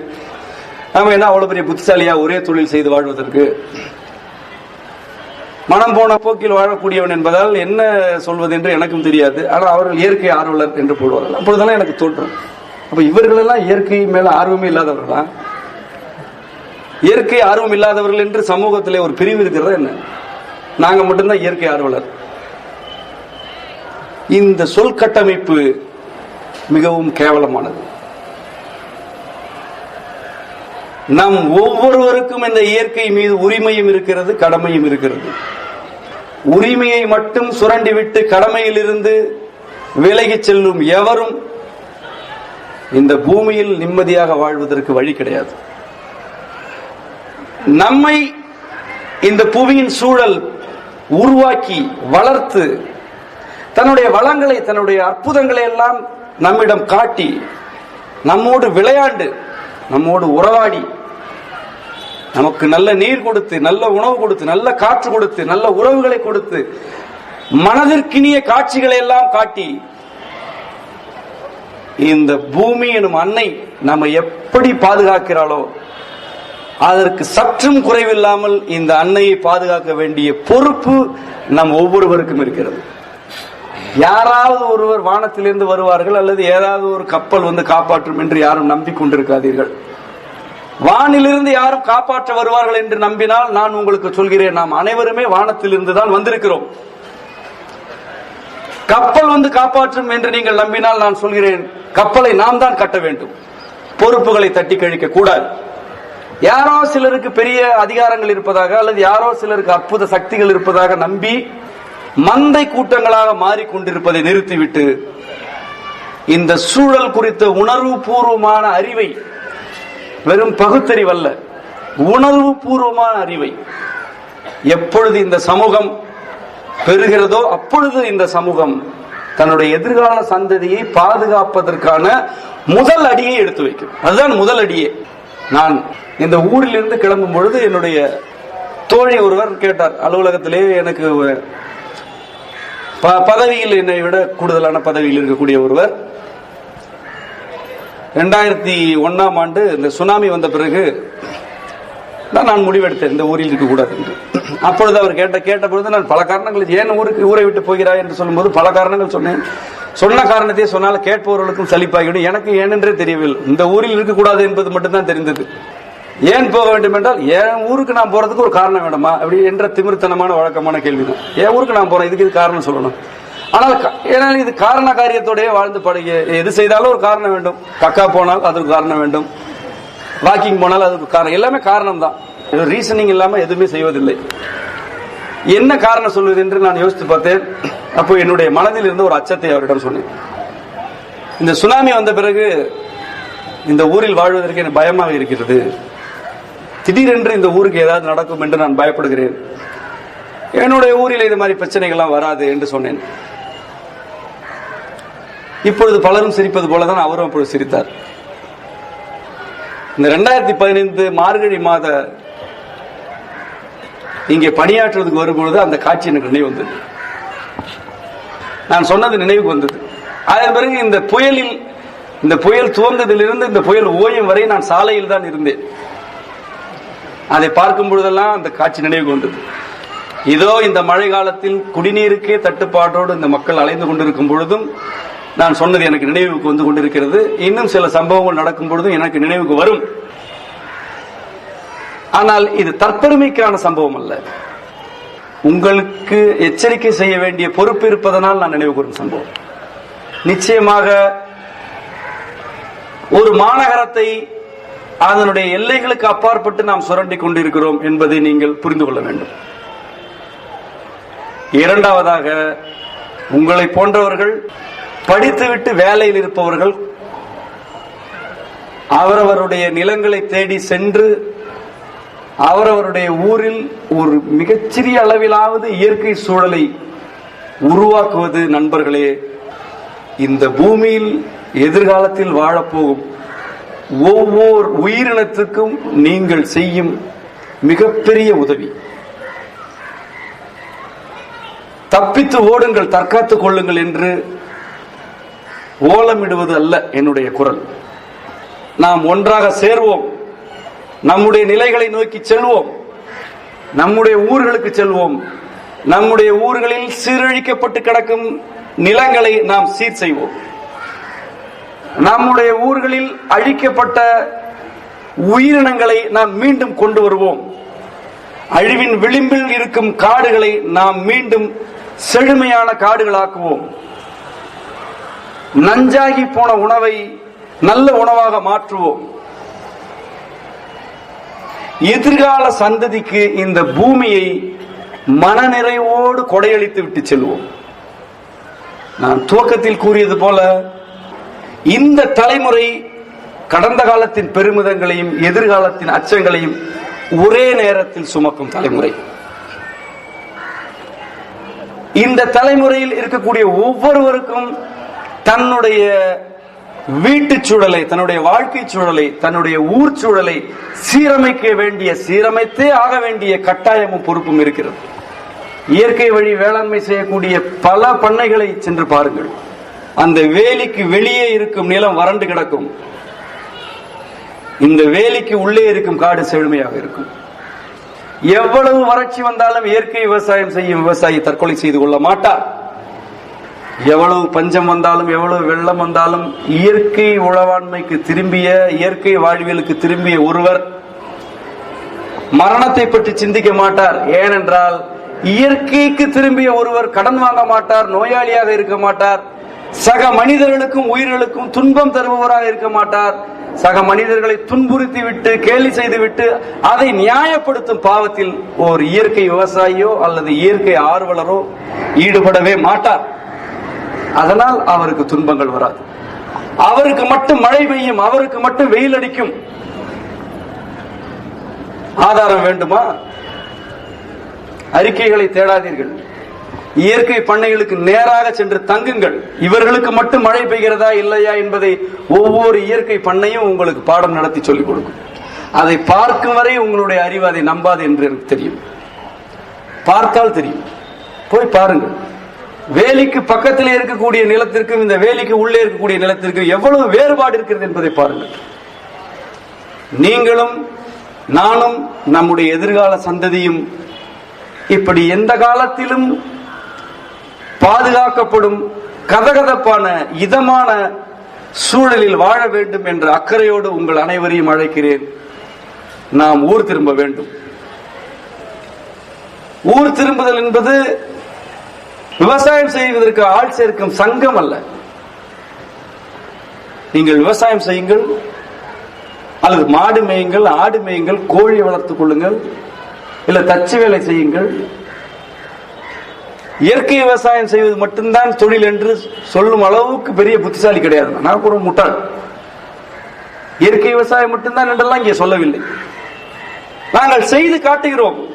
இந்த ஊர் சந்தையில் 300க்கு மேற்பட்ட பொருள்கள் விற்பனை செய்யப்படுகின்றன என்றால் இந்த பொருள்களின் பெரும்பகுதியை செய்பவர்கள் ஊர் திரும்பியவர்கள் என்பதை நான் பெருமிதத்தோடு இங்கே பதிவு செய்கிறேன். எல்லோரும் விவசாயம் செய்து கொண்டிருக்கவில்லை. ஒரு வடை சுட தெரிந்தால் வா, வடை சுடுவதற்கு ஆள் வேண்டும் என்று நான் அழைக்கிறேன். உனக்கு என்ன தெரியும்? கல் இருக்க தெரியுமா? மண் குடைக்க தெரியுமா? மரம் நட தெரியுமா? மாடு மேய்க்க தெரியுமா? என்ன தெரியும்? இந்த சமூகத்தின் வாழ்வாதாரத்தை உறுதிப்படுத்துவதற்கு தேவையான ஆயிரக்கணக்கான தொழில்களில் உனக்கு ஒன்று தெரிந்தால் போதும், வா. இந்த சமூகத்தின் வாழ்வாதாரத்தை சிதைக்கும் நிறுவனங்களில் 10 தொழில்களை நீ தெரிந்து வைத்திருக்கிறாய். இந்த சமூகத்துக்கு தேவையான ஒரே ஒரு தொழிலை தெரிந்து கொள்வதில் உனக்கு என்ன சிக்கல் இருக்கிறது? ஒருத்தர், ஒரு விவசாயி நெல்லை அறுவடை செய்து வைத்திருக்கிறார் என்றால் அதை அவலாக மாற்றுவதற்கு ஆள் வேண்டும். உனக்கு ஆர்வம் இருக்கிறதா? வா, அவள் தொழில் செய். ஒருவரிடம் வெண்டைக்காய்கள் அதிகமாக இருக்கிறது என்றால் அதை வாங்கி வற்றல் போடுவதற்கு ஆள் வேண்டும். நீ வெறும் வற்றல் போட்டு விற்பனை செய்து சம்பாதிக்க நினைக்கிறாயா? அதை செய்வதற்கு ஆள் இல்லை. வாருங்கள். உங்களுக்கு என்ன தெரியும்? உங்களுக்கு எதிலே ஆர்வம் இருக்கிறது? எதற்குமே இங்கே ஆள் இல்லை. மரமேற ஆள் இல்லை, கல்லிறக்க ஆள் கிடையாது, பதநீர் இறக்குவதற்கு ஆள் கிடையாது, விவசாயம் செய்வதற்கு ஆள் கிடையாது, பண்ணை அமைப்பதற்கு ஆள் கிடையாது, பண்ணையை வடிவமைப்பதற்கு ஆள் கிடையாது, மழை நீர் சேமிப்புக்கு ஆள் கிடையாது, வீடு கட்டுவதற்கு ஆள் கிடையாது. உங்களுக்கு வீடு கட்டுவதில் ஆர்வம் இருக்கிறதா? வாருங்கள். சிமெண்ட், ஜல்லி, கம்பி இது போன்ற ஒரு பொருளும் இல்லாமல் 100 ஆண்டுகளுக்கு நினைக்கக்கூடிய வீடுகளை கட்டுவதற்கு நான் சொல்லித் தருகிறேன். வா, மரபு பொறியாளன் என்ற பெருமிதத்தோடு அந்த தொழிலை நீ செய். ஏன் செய்யக்கூடாது? நமக்கு வீடுகள் வேண்டும், நமக்கு ஆடைகள் வேண்டும், நமக்கு உணவு வேண்டும், நமக்கு பல்வேறு பொருள்கள் வேண்டும். இவற்றையெல்லாம் செய்வதற்கு ஆள் கிடையாது. இவ்வளவு தொழில்கள் இருக்கின்றன, இவ்வளவு தேவைகள் இருக்கின்றன. ஆனால் இந்த தொழில்களை எல்லாம் செய்வதற்கு ஆள் இல்லை. இந்த சமூகத்துடைய இளைஞர்களும் இந்த சமூகத்தின் சிறுவர்களும் எந்த நிறுவனங்களை வலுப்படுத்திக் கொண்டிருக்கிறார்கள்? இவருடைய பெற்றோர் எல்லாம் இந்த இயற்கை வளங்களை சுரண்டி கொழுக்கும் நிறுவனங்களுக்கு தன்னுடைய பொருளாதாரத்தை கொடுக்கிறார்கள், நிலத்தை கொடுக்கிறார்கள், பணத்தை கொடுக்கிறார்கள், பிள்ளைகளை படிக்க வைக்கிறார்கள், அந்த நிறுவனங்களுக்கு வேலைக்கு அனுப்புவதற்காக படிக்க வைக்கிறார்கள். சமூகத்தினுடைய இளைஞர்கள் எல்லாம் எந்த நிறுவனங்கள் இந்த நிலத்தை, இந்த காற்றை, இந்த சூழலை சீரழிக்கின்றனவோ அந்த நிறுவனத்துக்கு விசுவாசமாக வேலை செய்து கொண்டிருக்கின்றன. யார் நம்முடைய வயிற்றில் அடிக்கிறானோ அவனுடைய கையை நீங்கள் ஏன் தொடர்ந்து வலுப்படுத்துகிறீர்கள்? எதிரிக்கு உணவளித்துக் கொண்டே எதிரியோடு சண்டை போடும் வித்தையை எங்கிருந்து கற்றீர்கள்? ஒரு ஊருக்கு தொழிற்சாலை வேண்டாம் என்றால் தொழிற்சாலைக்கு வேலைக்கு வரமாட்டேன் என்று சொல்லக்கூடிய திமிர் பிடித்த முட்டாள்கள் இருக்க வேண்டும் அந்த ஊரில். எனக்கு வேலை இருக்கிறது, உன் வேலையை பார்த்து கொண்டு போ என்று சொல்லக்கூடிய 100 பேர் இருந்தால் தொழிற்சாலை வருமா? தாமிரபரணியிலே தண்ணீர் எடுப்பானா? மேட்டூர் அணையிலே தண்ணீர் எடுப்பானா? வேலை வாய்ப்பு என்று சொன்ன அடுத்த கணம் விண்ணப்பங்களோடு வரிசையில் நின்று நிலப்பத்திர பதிவு அலுவலகத்தில் காத்திருக்கக்கூடிய சமூகமாக இது மாறிவிட்டதால் அவர்களுடைய ஆட்டத்தை இங்கே யாரும் கேள்வி கேட்கவில்லை. நம்முடைய ஊரிலே அவர்கள் கார் தொழிற்சாலை நடத்துவார்கள். அந்த கார் தொழிற்சாலைக்கு நம்முடைய பணம் வரி பணமாக போகும். நம்முடைய நீர், தடையில்லாத மின்சாரம், நம்முடைய நிலத்தடி நீர் போகும். நம்முடைய காற்று நஞ்சாக்கப்படும், நம்முடைய நிலம் பறிக்கப்படும், நம்முடைய மனிதர்களுடைய விளைநிலங்களில் இருந்து அவர்கள் விரட்டப்படுவார்கள். அதே கார் நிறுவனத்தில் நாம் வேலை செய்வோம், சம்பளம் வாங்குவோம், அதே கார் நிறுவனத்தின் கார்களை வாங்கி நாம் ஓட்டுவோம். எல்லாவற்றையும் விட இந்த கார் நிறுவனங்களை பற்றி முகநூலில் பக்கம் பக்கமாக எழுதுவோம். இதெல்லாம் மாற்றத்திற்கான வழி கிடையாது. மாறுவதற்கு காலமாகலாம், சில ஆண்டுகள் ஆகலாம், உடனடியாக வேலையை விட முடியாமல் இருக்கலாம், அல்லது உடனடியாக இந்த நவீன தொழில்நுட்ப வசதிகளில் இருந்து வெளியேற முடியாமல் இருக்கலாம். ஆனால் மாற வேண்டும் என்று நீங்கள் விரும்புகிறீர்களா என்பதுதான் என்னுடைய அக்கறை. ஏன் இன்னும் மாறவில்லை என்று கேட்கும் உரிமை எனக்கு கிடையாது, யாருக்கும் கிடையாது. ஆனால் நீங்கள் ஏன் மாறக்கூடாது என்று கேட்கும் உரிமை உங்கள் ஒவ்வொருவரிடமும் எனக்கு இருக்கிறது. நீங்கள் ஏன் மாறக்கூடாது? நாம் ஏன் மாறக்கூடாது? இன்றைக்கல்ல, நாளைக்கல்ல, இன்னும் 10 ஆண்டுகள் கழித்து நாம் மாற வேண்டுமா வேண்டாமா என்றால், நண்பர்களை நான் மீண்டும் சொல்கிறேன், நாம் மாறினால்தான் இந்த பூமி மாறும். உங்களுக்கு மீட்பர்களை பற்றிய நம்பிக்கை இருந்தால் நாம் தான் மீட்பர்கள் என்பதை நான் உங்களுக்கு சொல்கிறேன். தேவதூதர்களை நீங்கள் நம்பினால் நான் சொல்கிறேன், நாம் தான் தேவதூதர்கள். நாம் அனைவரும் இந்த செம்மை சமூகத்தை சேர்ந்த ஒரு குடும்பத்தின் ஒரு சிறுமி ஒரு திரைப்படத்தில் தங்க தொழிற்சாலை தங்க சுரங்கங்களுக்காக காடுகள் எப்படி அழிக்கப்படுகின்றன என்று அந்த திரைப்படம் சொல்கிறது. அந்த திரைப்படத்தை பார்த்துவிட்டு இனிமேல் நான் என் வாழ்க்கையில் தங்க நகை அணிய மாட்டேன் என்று ஒரு 6 வயது சிறுமி முடிவெடுத்தாள். அவளை பற்றி எழுத வேண்டியிருக்கிறது, இன்னும் விரிவாக பதிவு செய்ய வேண்டியிருக்கிறது. ஆனால் நான் இப்படி முடிவெடுத்த அந்த சிறுமி ஒரு தேவதூதராகத்தான் பார்ப்பேன். அவள்தான் தேவதை.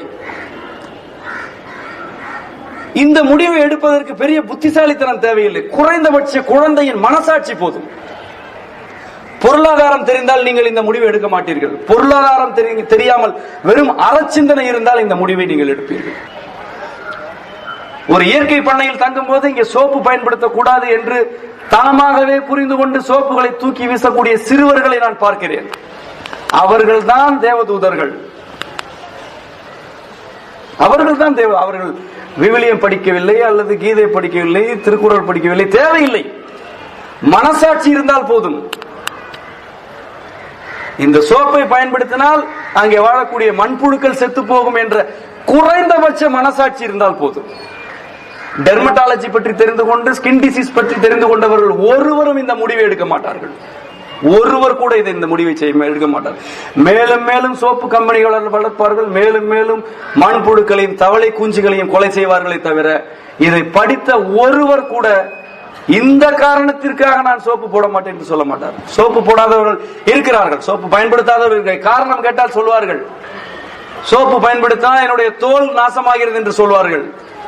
சோப்பு பயன்படுத்தினால் என்னுடைய உடல் நாசமாகும் என்பதற்காக அல்ல, என் தோட்டத்தில் வாழும் தவளை குஞ்சுகள் செத்து போகும் என்பதற்காக நான் பயன்படுத்த மாட்டேன் என்று சொல்பவர் தான் உண்மையிலேயே தேவதூதர். அந்த தூதருக்கு வயது 5ஆக இருக்கலாம், 6ஆக இருக்கலாம், 12ஆக இருக்கலாம். அவர்தான் உண்மையிலே இந்த பூமியை காப்பாற்றுவார். அந்த குழந்தைத்தன்மை, அந்த மூடத்தனம், நவீன வார்த்தைகளில் சொல்வதென்றால் அந்த பிற்போக்குத்தனம் அவர்களுடைய உடல் நலத்தை பாதுகாக்கும், இந்த புவி நலத்தை பாதுகாக்கும்.